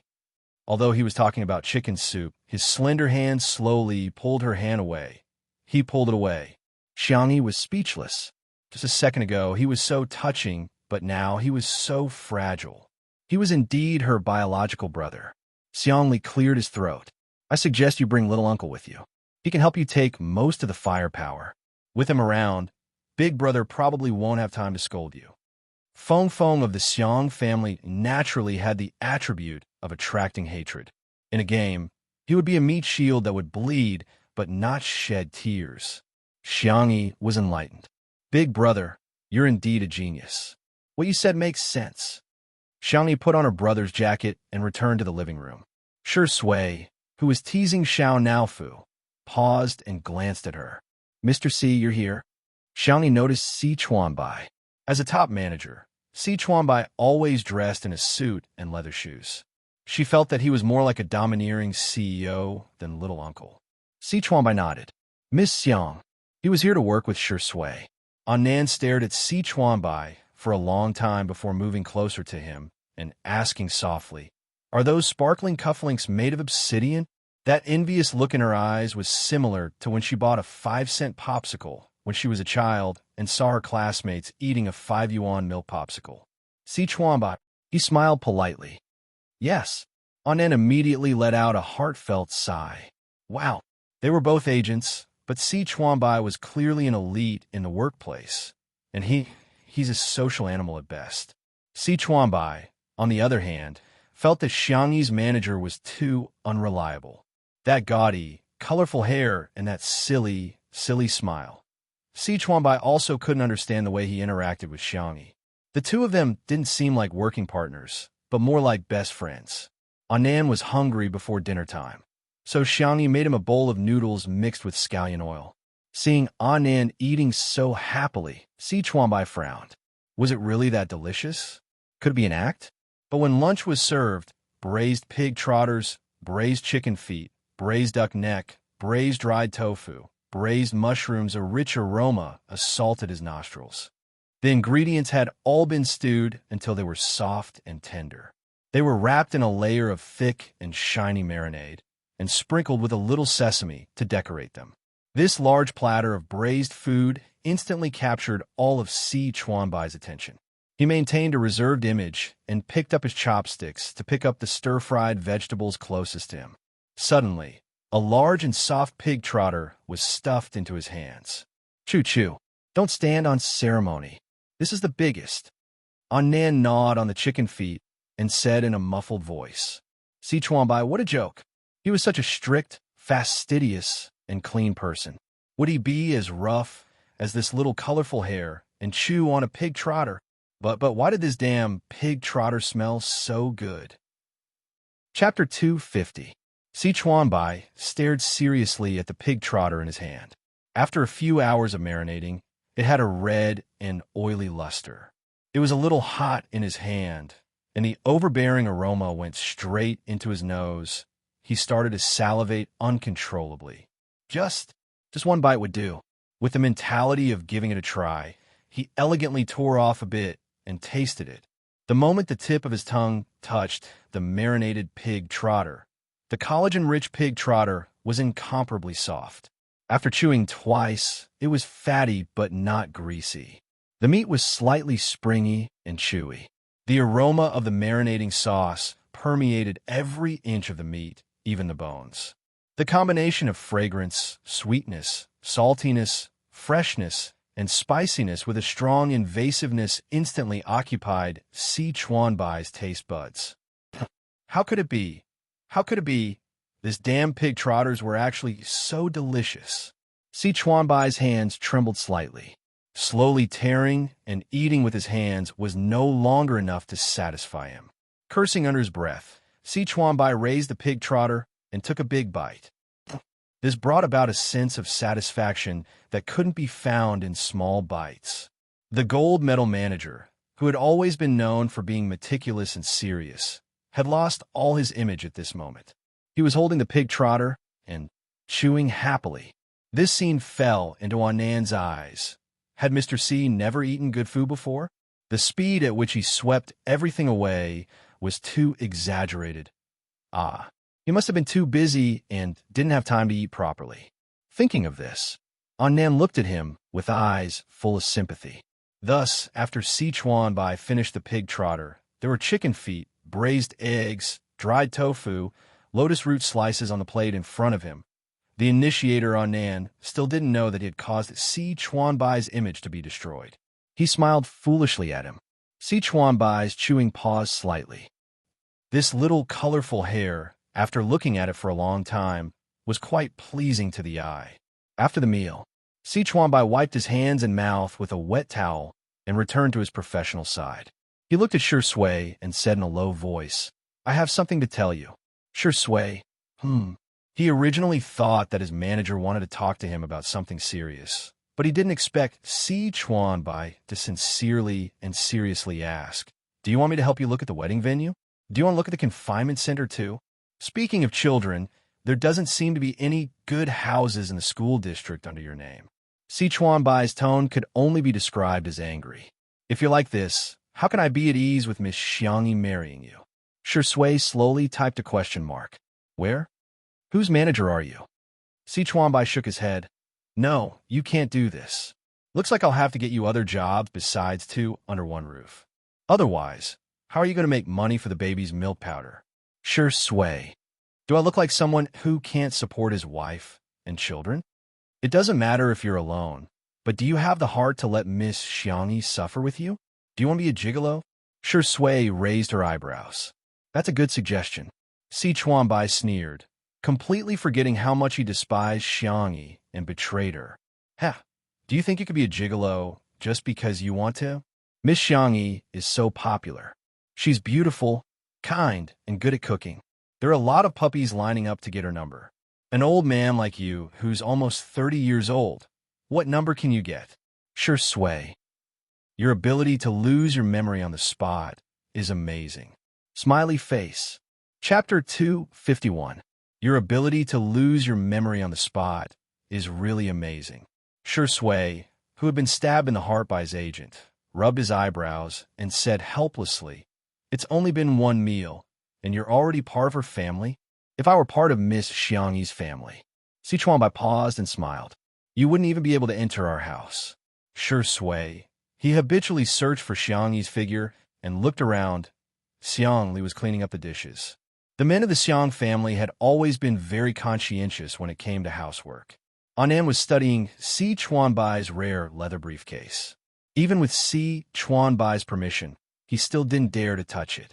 Finally, he saw Xiangyi by the tatami mats near the floor-to-ceiling windows. The girl was coaxing Xiao Naofu to eat the hair cream, but it refused to eat it. Xiao Naofu, if you don't eat this, you'll have a hairball in your stomach. Xiangyi softly coaxed it. Xiao Naofu, who knew her temper, not only refused to eat it, but it also angrily slapped the hair cream to the ground with its paws. Xiangyi was at her wit's end. Just as she was at her wit's end, Shui suddenly came to her side and picked up Xiao Naofu. Xiao Naofu saw that it was him and clawed at the air in horror. Meow meow. Meow meow meow. Stupid woman, save me. Take a picture. Shui's tone was thin. He pressed one hand on Xiao Naofu's paw and pointed to the hair cream on the ground. Crime scene, cat dirty. Xiangyi blinked her eyes and did as she was told. She snapped a photo. Xiao Naofu. Meow meow meow. This Hohu is not a cat. Shui. Criminal Xiao Naofu, sentenced to 3 days in jail and deprived of dried fish for a week. Xiao Naofu seemed to have suffered a huge blow. Its face was round, and its cat eyes were even rounder. It cried out pitifully and aggrievedly. Meow, meow, meow. Xiangyi's heart softened as soon as it acted like a spoiled child. Forget it. It's its first offense. Give it a chance. Shui pondered for a moment and said, If you behave well, the execution can be postponed. He held the kitten in front of him and raised his eyebrows. Listen to sister, okay? He deliberately chose a blind spot in Xiangyi's field of vision and mouth, or I'll take you to sterilize. Xiao Naofu was so scared that its tail curled into a ball, protecting its vital parts. When he returned Xiao Naofu to Xiangyi, the little cat was extremely well-behaved. Not only did it eat the hair balm, but it also extended its paws to let Xiangyi cut its nails. Xiangyi was amazed. I feel that you will be very good at taking care of Zai Zai in the future. Shui chuckled. Really? Well, I'm different. I'll probably become the type who spoils the children. Shui spoke slowly. In a family, it's enough to have one who can take care of Zai Zai. His voice was as light as a feather, so Xiangyi didn't hear it clearly. She turned her small face. Huh? What did you say? Shui's thin lips curved slightly, and his eyes lovingly touched Xiao Naofu's head. Nothing. I just suddenly feel that Xiao Naofu is quite cute. Xiao Naofu's fur was about to explode. Ah, don't touch me. On the other side. Anan excitedly grabbed Si Chuanbai's arm. Candy. It's Candy. Look at this scene. Doesn't it look like a family of 3? Si Chuanbai was indifferent. Huh. Anan was excited. We're going on our honeymoon soon. It's like a wedding trip. At the mention of this, Si Chuanbai suddenly thought of something. Are you in charge of booking the tickets? Huh? You didn't? Anem was dumbfounded. Chapter 252. The two of them looked at each other for a few seconds. They realized that something was wrong. Si Chuanbai's face was sullen. Originally, Shi Sui's assistant was in charge of these chores, but that person was fired for betraying Shi Sui. After that, Shi Sui came to film Two Under One Roof, and the matter of finding an assistant was put on hold. Shi Sui wasn't the only one he brought along, and he was usually very busy. If he hadn't come over today, he wouldn't have even thought of booking a plane ticket. Although Si Chuanbai didn't say anything, Anand blamed himself. "I'm sorry, I've been dealing with the endorsement of Guoguai recently. I thought you had already booked it. I'll book the tickets now." He opened the ticketing software and found that all the tickets from Nanjing to France had been sold out. What should we do?" Anand was getting more and more flustered. "If we can't make it, won't the cover of the double magazine be ruined?" Si Chuanbai said, "Don't worry. See if there are any flights in the neighboring cities." Anand exclaimed, Yes, I'll take a look now." However, unfortunately, the tickets to Country F from the nearby cities were all sold out. It would take 4 or 5 hours to drive to the nearest city where tickets were available, and there were no first class or business class tickets available. The flight to France would take a long time, and it would be very tiring to sit in the economy class. Then, they would have to go for a high-intensity shoot. Si Chuanbai's brows were furrowed so tightly that they could almost kill a fly. Anand looked like he was about to cry. "Book the economy class tickets first. I'll take care of the rest." In the evening, in a live stream of Two Under One Roof, the two agents left after lunch. Xiang Li received an urgent call in the evening and returned to the Research Institute for the time being. The plain and heartwarming scene attracted the attention of countless netizens.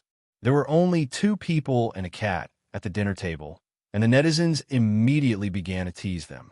"Two Under One Roof, look what I found." Today, Shi Sui and Sister Yi are both wearing white clothes, and Xiao Naofu is white too. They're openly wearing parent-child outfits. "What parent-child outfits? Ha ha ha." Xiao Naofu is offended. "What the F***CK? Shi Sui is actually putting food in the vase fairy's bowl." Under everyone's gaze, the man in the camera calmly and naturally served Xiangyi food and soup. It could be said that he was extremely virtuous. "Rest early later. I'll clean up and give Xiao Naofu a bath." The netizens who had watched the video in the morning were dumbfounded. How did the plot turn around so quickly? The comments section instantly became lively. "Don't you guys think that Shirindi looks like a virtuous husband and father? What kind of **T were these marketing accounts spouting? Was this called the vase fairy seducing Shirindi? This is called Shirindi trying to please the vase fairy. The way Shirindi looks at Sister Yi is really different. If you don't believe me, you can compare the way he looks at other women in the movies. Aren't CP fans so annoying? This is obviously a script. Are there really idiots who believe that variety shows don't have scripts these days? Oh my god, there's a big fan of Shirindi on Weibo called All Is Well Year-Round who wants to stop being a fan. I can't watch the drama anymore. F***CK. This rich woman is super famous in the industry. She's Shirindi's wife fan. Is she going to tear this young actress apart? I'm rubbing my hands excitedly. Although it was a Monday, the traffic was at its peak at night. The netizens who were watching the drama quickly flooded into All Is Well Year-Round on Weibo. Half an hour ago, she had posted a long Weibo post filled with righteous indignation. Chapter 253. All Is Well Year-Round V. I've been your fan for so many years, and I've accompanied you through your darkest days as well as your glorious days. In the past, I used to think that you were misogynistic and couldn't even act in scenes where you held hands with girls. Even if I knew you didn't belong to me, you wouldn't belong to anyone. But now I really don't understand why you and a certain female celebrity are being linked together as a couple. To be honest, I don't object to you being linked together as a couple, but you should at least find a decent one. A certain female celebrity. I think it's an insult to the word social climbing. Every time I watch the live stream, my heart bleeds while others are laughing. When I see a certain female celebrity leeching off your popularity like a vampire, I want to rip her face off. But what about you? Not only do you not keep your distance from her, You're even getting more and more intimate with her. Don't you feel sick just from touching her? Or do you insist on linking up with such a woman, even if you're going to throw up? What infuriates me the most is the information that others have leaked to me. After your assistant left, you didn't find a new one because a certain female celebrity wanted to be your assistant. She's so delicate and weak. How could she take care of others? How could she take care of you? You're going abroad in 2 days, but you only bought a ticket today, and it's economy class. A few hours of transfer and more than 10 hours of flight. Huh, must you be so mean to yourself? I'm very tired now, really tired. If you continue to link up with a certain female celebrity, I'll consider not being your fan anymore. This blogger had hundreds of thousands of fans and was also quite famous in the fandom circle. The number of comments below soon exceeded 10,000. That's right. Someone finally said what's on my mind. Don't talk nonsense. The vase fairy is just not worthy of being your idol. Where did she get the cheek to say that she wants to be Gidge's assistant? Oh my God, she can't even book a plane ticket. Forgive me for being blunt, but she's a moron. I'm crying, why is Gidge so pitiful? Did the company force him to do this? I'm really going crazy after seeing the CP fans. How disgusting. Gidge belongs to all of us, not that be asterisk TCH. I'm so immersed. The thought of my idol being in love makes me want to kill someone. However, there are also netizens who raise doubts. If you don't understand, just ask. Sure, D isn't an idol, right? It's understandable that idols are forbidden from dating. But since when are actors not allowed to date? After so many days of live streaming, Xiangyi should be the most polite to Sure Sui. On the other hand, Sure Sui is the one who's taking the initiative to express her goodwill. Isn't Sure Sui the one who's hyping up the couple? Let's not talk about whether the assistant is real or not. Which celebrity would book their own plane tickets? The comments on Weibo were arguing nonstop, and the live stream was also arguing with each other. Buzz. The phone on the dining table vibrated. Xiangyi picked it up and saw that it was a message from Annan. It started with a screenshot, followed by a series of crying emojis. She replied and looked at Sure Sui. Annan said that tomorrow's flight was suddenly canceled because of the airport's scheduling. Why don't I get someone to arrange for us to leave earlier tonight? Sure Sui. Okay, I'll listen to you. Xiangyi said indifferently. Okay. In a live stream, the fans who had rushed over after hearing the news were about to die of anger. You think we'll leave just because you said so? How are you going to fly without a plane ticket? How are we going to fly without a flight? Do you have any common sense? I'm so angry. I'm so angry. The magazine cover is going to be ruined. It's all your fault. Chapter 254. In the manor, Xiangyi found the butler's phone number and sent him a text message to explain the situation. Soon, she received a reply from the butler. On the day of her coming-of-age ceremony, her grandfather had given her a small private jet painted in a girlish pink color and named it Tutu Flight. I've asked, and he said that we can set off at any time.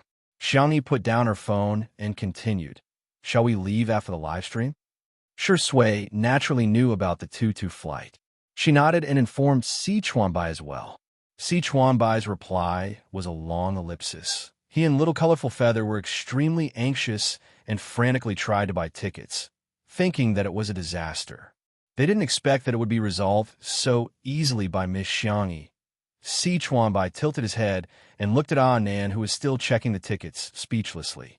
Why didn't you say earlier that your artiste has a private jet? What?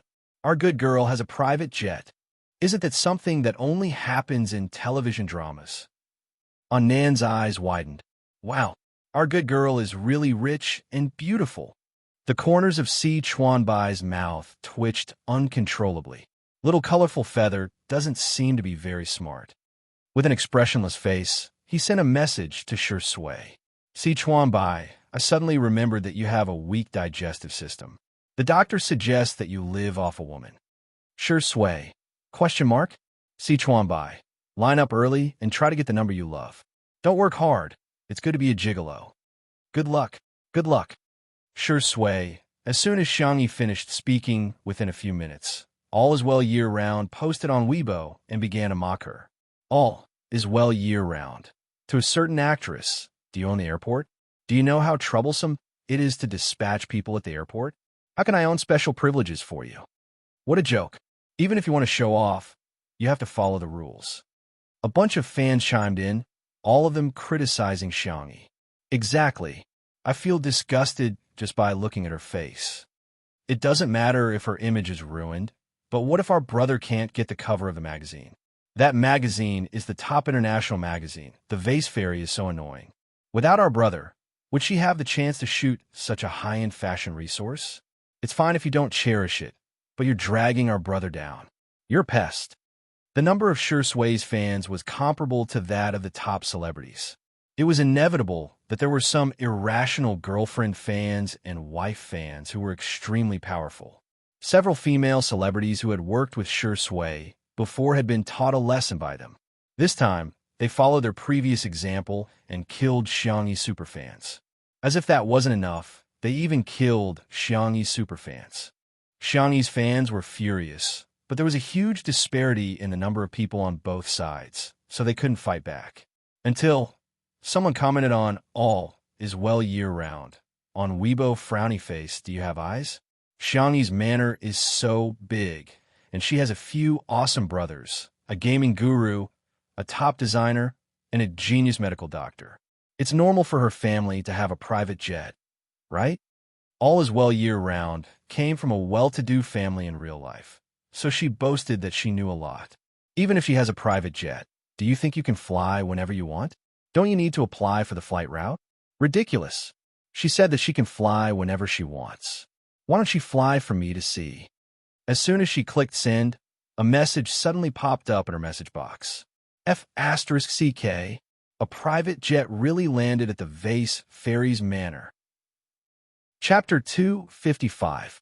In the manor, the camera was pointed out of the floor-to-ceiling window, clearly capturing the private jet hovering at a low altitude. The propellers spun as the jet slowly descended to the ground. It was a pink plane with rabbit ears painted in white in front of the cockpit. There was also a line of English letters on the fuselage. Rabbit. There was an uproar in the live stream. I'm getting goosebumps. Is this the daily life of Ms. Perfect? Rabbit? Tutu flight? Tutu is on Tutu flight. She's so cute. Ha ha. Our sister Yi's face slapping may be late, but she'll never miss it. Someone uploaded the Weibo post about the flight route application to the live stream. After Li Jinyu saw it, he was a little curious and couldn't help but ask, Sister E, don't you have to apply for a flight route for a plane? Can your Tutu flight fly to France? Xiangyi, Uncle Butler is in charge of this. It seems that he has to apply for a flight route and airspace in one go. Then, regardless of whether he's flying or not, he will send out a flight plan every day. That way, he can fly whenever he wants. However, apart from the annual family trip, she didn't usually use the Tutu flight. The netizens in the live stream, got it. Where do you get the plane? A friendly reminder, of course you can fly if you want, but the flight route costs money. So does the plane maintenance and fuel. This trip is much more expensive than a plane ticket. I just checked, the Tutu flight model costs about 100 million yuan. After buying the plane, you'll have to hire a pilot and crew, as well as maintenance and service personnel. In other words, you'll have to be able to afford the plane and the crew too. On Weibo, All Is Well Year was immediately mocked. Looking at the mocking comments made by the netizens, she was so angry that she smashed her phone. She had liked Sui for so long and had done so much for her. But why did Sui have to let her down? Originally, she felt a sense of superiority when compared with Xiangyi. She was just a female celebrity.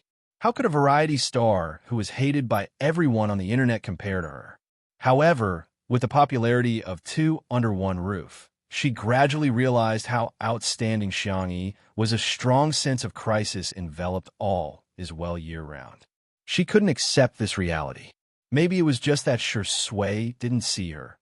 If he had seen her, perhaps everything would have been different. Paranoid thoughts continued to linger in her mind. She picked up the phone that had a crack on the screen and slowly typed.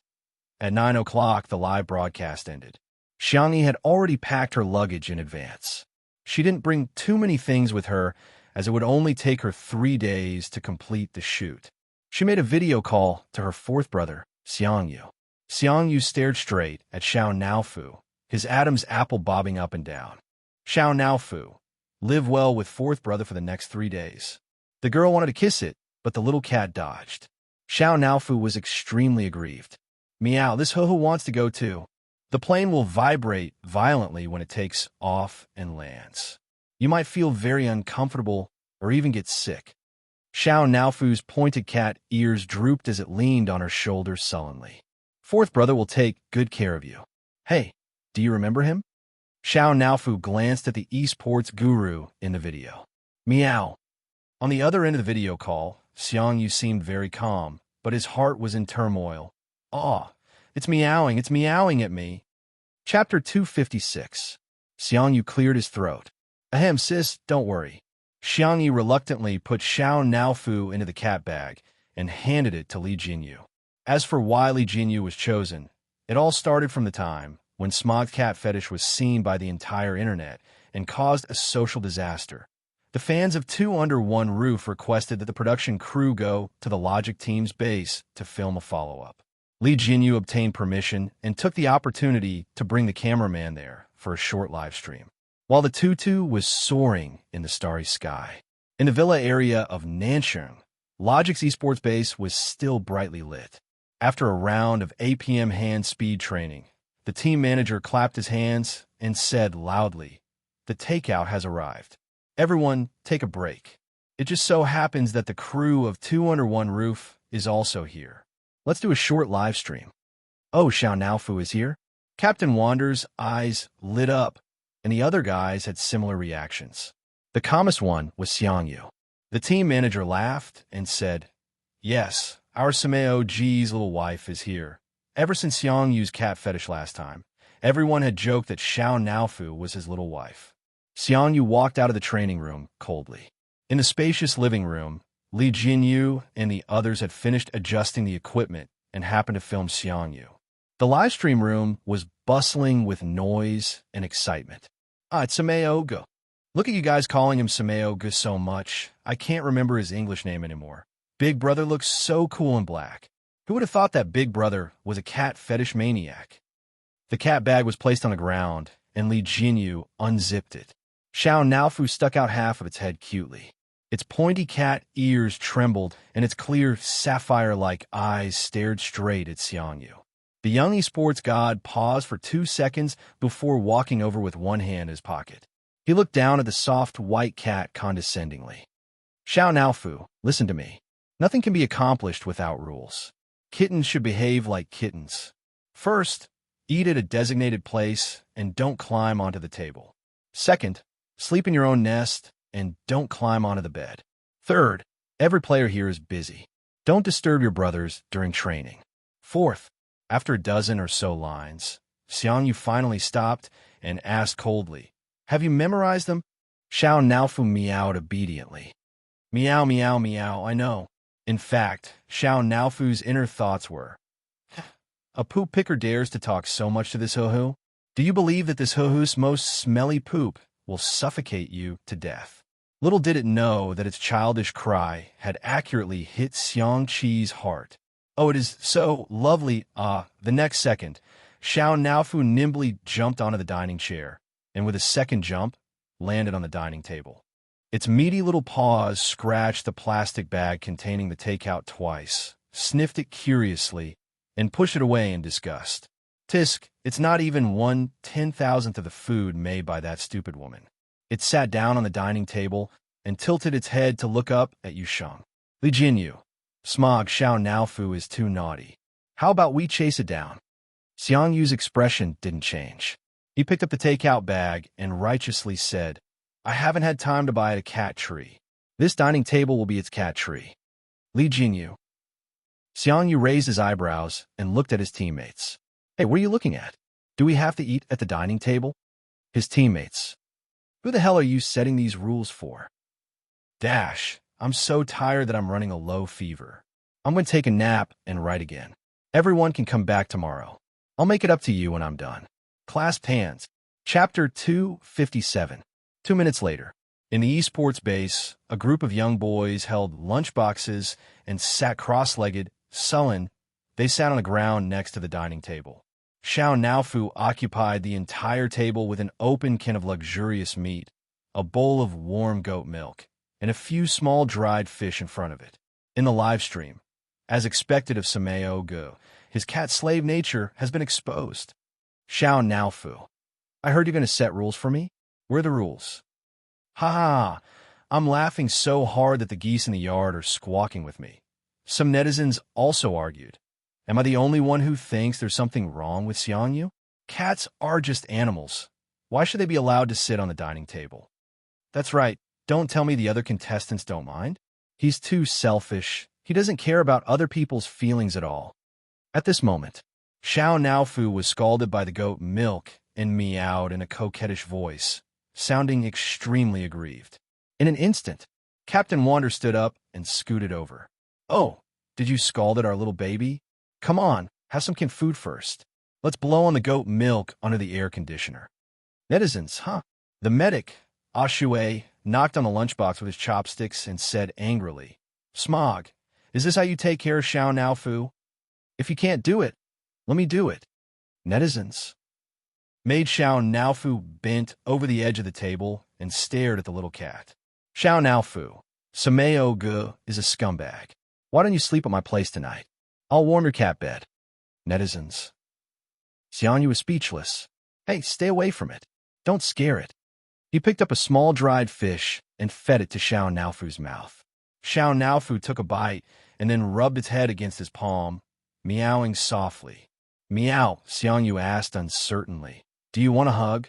Meow. The young esports god suppressed his excitement and pretended to pick up the little cat nonchalantly. It was the standard posture of holding a child. Xiao Naofu nestled in his arms, nibbling on dried fish as it rubbed against Yu. The young man's t-shirt was pulled down quite a bit, revealing his clean and distinct collarbone. Meow, meow. The kitten was so obedient that it seemed to be saying, I love my brother the most. Xiangyu raised his chin slightly and looked around provocatively. I'm sorry, but this is my cat. Please don't think about it. His teammates. Look at how smug you are. Was it a big deal to have a cat? Woo woo woo, this despicable cat's chosen son. Seeing this scene, the netizens laughed like crazy. Xiao Naofu is really spoiled. Shocking.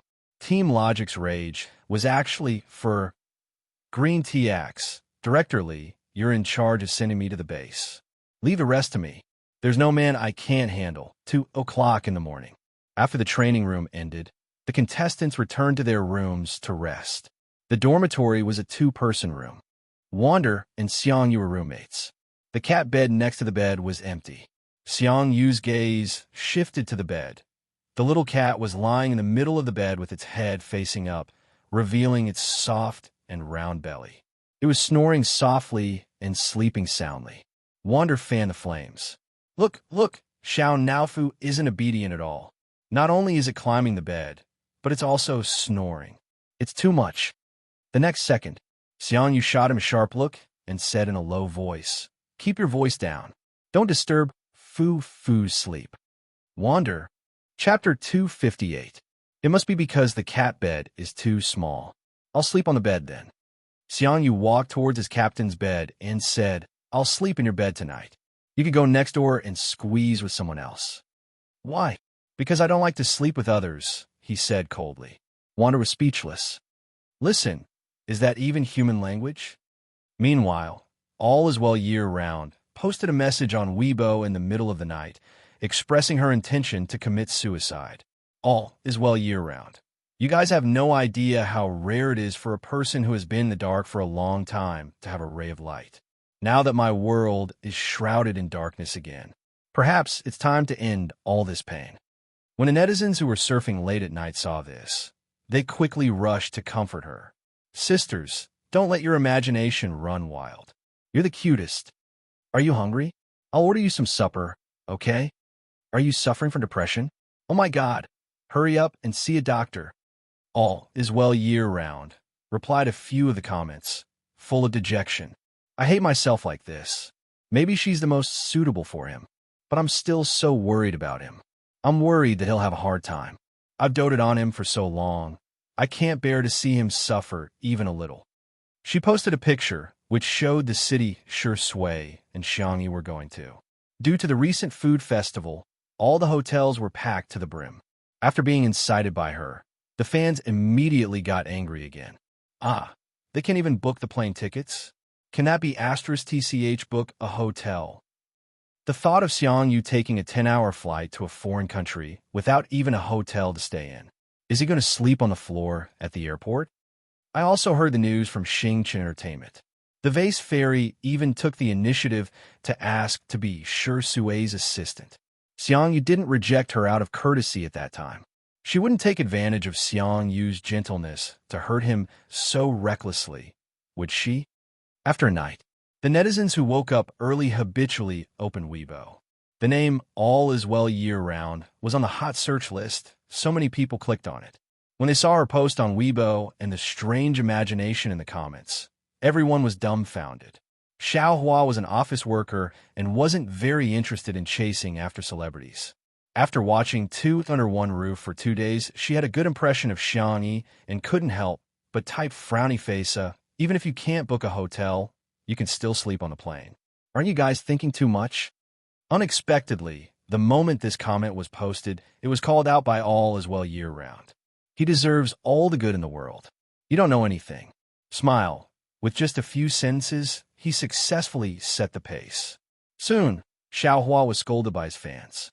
The Vase Fairy's whitewashing dog? Don't bother. She won't be able to clear her name. You can leave now. Why should our brother suffer because of her? Who asked her to say that she wanted to be our brother's assistant? In the beginning, Little Blossom tried to reason with them, but he realized that these people wouldn't listen at all. After being scolded for a long time, Xiaohua was very depressed and felt that her good mood for the day had been ruined.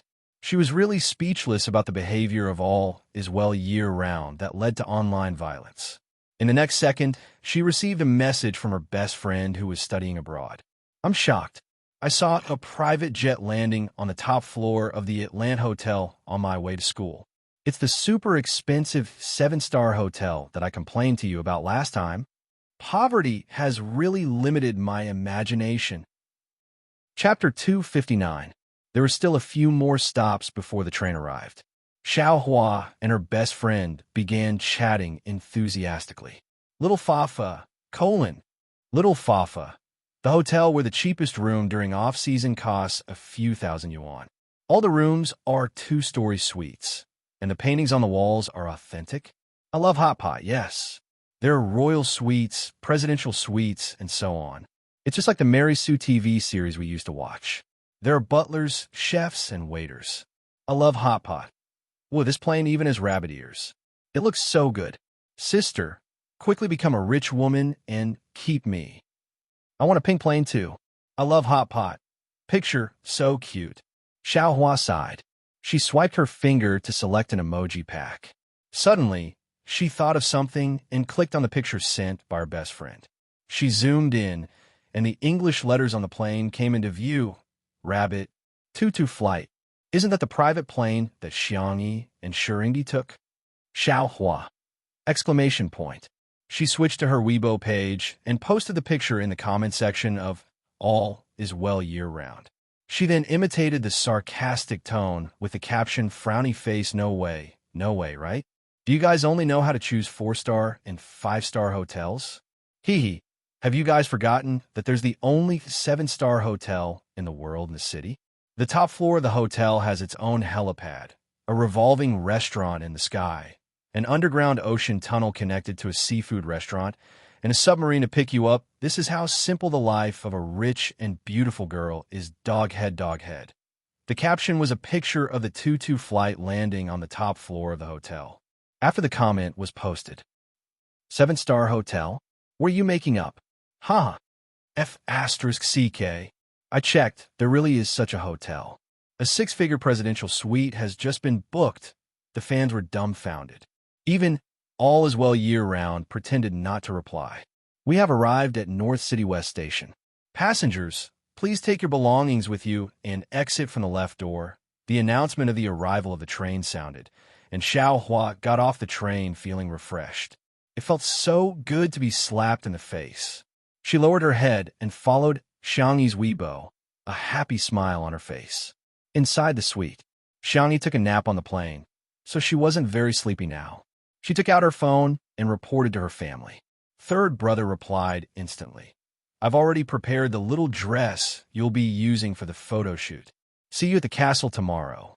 The castle was the filming location for the next day. Xiangqi's studio was here. After flying over the night before, he was full of inspiration and rushed out 3 sets of dresses with a dozen assistants. The magazine was already giving him face. When they heard that he had designed 3 new sets, they were extremely excited. This was Hades's return to the fashion industry after a year of absence. Therefore, the magazine immediately decided to use Hades's work for the cover. Her fourth brother, Xiangyu, quickly replied as well. In addition to reminding her, he also sent a 9-page grid of Xiao Naofu, as well as numerous short videos. Xiangyi sighed as she watched Xiao Naofu eat until its belly was round and the fur on its head was flat. She wondered if Xiao Naofu would become as fat as a pig or go bald first in fourth brother's hands. Her second brother didn't reply, probably because he was busy. However, her little uncle gave her a video call. Little Xiangyi, little Chun is also in a city. After you're done with the cover shoot, do you want to meet him? Chapter 260. She was now in the same city as Big Brother. Xiangyi was a little dumbfounded. Little Chun has a sharp tongue. Xiang Feng paused for a moment before continuing. He has a sharp tongue and a heart like a meat grinder, but at least he has some dignity in front of you. Don't be afraid. Uncle will support you. Xiangyi, Uncle, do you dare to go with me? Xiang Feng, he didn't dare. Hello. The signal is not good. I'm hanging up. The video call ended. The little girl sighed and sat on the sofa in the living room, hugging her knees helplessly. Of course, she wanted to see Big Brother and resolve the misunderstanding with him, but she was afraid of him to begin with, and now she had no idea what that person was doing to Big Brother. The unknown was the most frightening. After all, Big Brother was a big devil who grew up beating his little brother's uncle. Not to mention other things, his fighting strength was really fierce. When she was bullied in kindergarten, she first complained to fourth brother, who then went to third brother, and then second brother. In the end, the 4 of them were bullied together. In short, it was an act of suicide. It was as tragic as it could be. In the end, it was Big Brother who descended from the sky and single-handedly destroyed the other party. Without a word, he coldly led his little brother and sister home. What are you thinking about? You keep sighing. The man's deep and magnetic voice sounded in her ear, with an inexplicable flirtatious tone. Xiangyi raised her head and looked at Shui with bright eyes.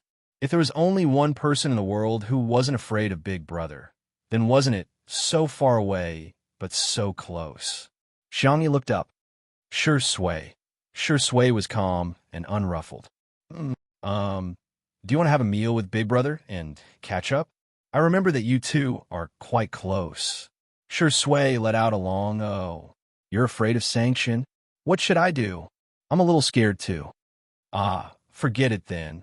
But if you go with our sister E, I won't be afraid. Shui had a faint smile on her face, and her eyes were filled with gentleness. Xiangyi jumped off the sofa in surprise. You're too nice. The corners of Shui's lips curled up when she saw how happy the little girl was. The 2 of them had lunch at a seafood restaurant under the sea. The glass separated the clear, blue sea water, surrounded by corals, and all kinds of sea creatures shuttled back and forth. It was romantic like a scene from a fairy tale. The dishes tasted good, especially the appetizer. Xiangyi tasted a unique aroma. She murmured uncertainly, sea vision.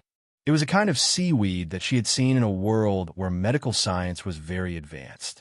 It couldn't be eaten directly, but it could be used as a spice after being processed. Most importantly, it had medicinal value. Therefore, when the head chef came out to communicate with the guests, Xiangyi asked him what the unique aroma in the dish was. Hearing her calmly report the names of the ingredients and spices used, and even the cooking method, the head chef's eyes widened in shock. Well, what kind of magical taste was this? She could actually know so much just by tasting it. However, an excellent head chef wasn't stingy with making the recipe public. As it turned out, A real top-notch restaurant couldn't imitate the same taste even if they strictly followed the recipe. Thank you for your generosity. Xiangyi thanked him politely and immediately sent the name of the seaweed that the head chef mentioned to Lu Jingji. This might be a major discovery in the field of medicine. Chapter 261. After Xiangyi sent the message, she realized that she had been neglecting Shui. His gaze was gentle and innocent, as if he wouldn't mind whatever she did. However, the more he acted this way, the more Xiangyi blamed herself. Sorry, I didn't mean to ignore you, Shui chuckled, as if ripples had appeared on a calm lake. I think it's okay even if we don't talk when we're together, sister-y. On this point, Xiangyi agreed with him. Xiangyi sighed in her heart. Shui was really easy to get along with. He wasn't picky about food and had a good temper. The two of them could talk for a long time on the same topic, or they could do their own things without talking for a long time. However, they got along very naturally. There was no awkwardness at all. Shall we go back to the hotel? I saw that you didn't sleep much on the plane. Do you want to catch up on some sleep? Shui nodded slightly. Xiangyi got up and took 2 steps forward. Suddenly, Shui stopped her. Sister, wait a minute. The girl looked back. Her hair brushed past his chin, causing a feather-like itch. Can we take a picture together? Shui asked. Okay, then I'll stand a little further away. This way, I can help your legs grow longer. Shui couldn't help but laugh. He seemed a little helpless. He bit his fingers and pushed his gold-rimmed glasses up his nose. Let's take a picture together. Huh? Oh. Xiangyi handed the phone to the shop assistant and stood beside him. The enthusiastic shop assistant said in English, Closer, you can come closer. Xiangyi was still hesitating. Shui naturally put his arm around her shoulders and pulled her closer to him. The girl bumped into his arms, looking a little helpless. However, the shop assistant had already pressed the button to take a picture. Gotcha! He took a few pictures and returned the phone to Xiangyi. The two of them were so good-looking that they looked good. Send it to you? Yes. Xiangyi opened Shui's WeChat and saw the word Zai appear in front of Shui Xiangyi. Public execution was the most merciless. I'll change it right now. Xiangyi pretended to be calm and typed in the pinyin of Shui. The first word that popped up was Shui. She was about to delete it when she heard Shui say, Let's do this. But aren't only your girlfriends and wife fans the only ones who call you that? Shui's eyes flickered slightly. Her expression was lazy. She drawled, Is that so? I thought you called him that to make him look younger. This logic didn't seem to be wrong either. Do men also care about their age? Thinking of this, Xiangyi suddenly understood. Shui is having a midlife crisis? In order to take care of his sensitive feelings, Xiangyi set his nickname to Shui and even comforted him. You're very young to begin with. She lowered her head and did not notice that the man's eyes were filled with a triumphant smile. When they returned to the hotel, the magazine sent a staff member to pick them up. The creative director briefly talked to them about the proposal for the next day's shoot, The Princess and the Vampire. For this proposal, we want to create a vintage and luxurious vibe. The makeup will also be more gorgeous. The set is set in a viscount's castle, which has hundreds of years of history. Before he finished speaking, the creative director's cell phone rang. He apologized and answered the call. More than 10 seconds later, his face suddenly changed. What? The director of the castle doesn't allow us to shoot?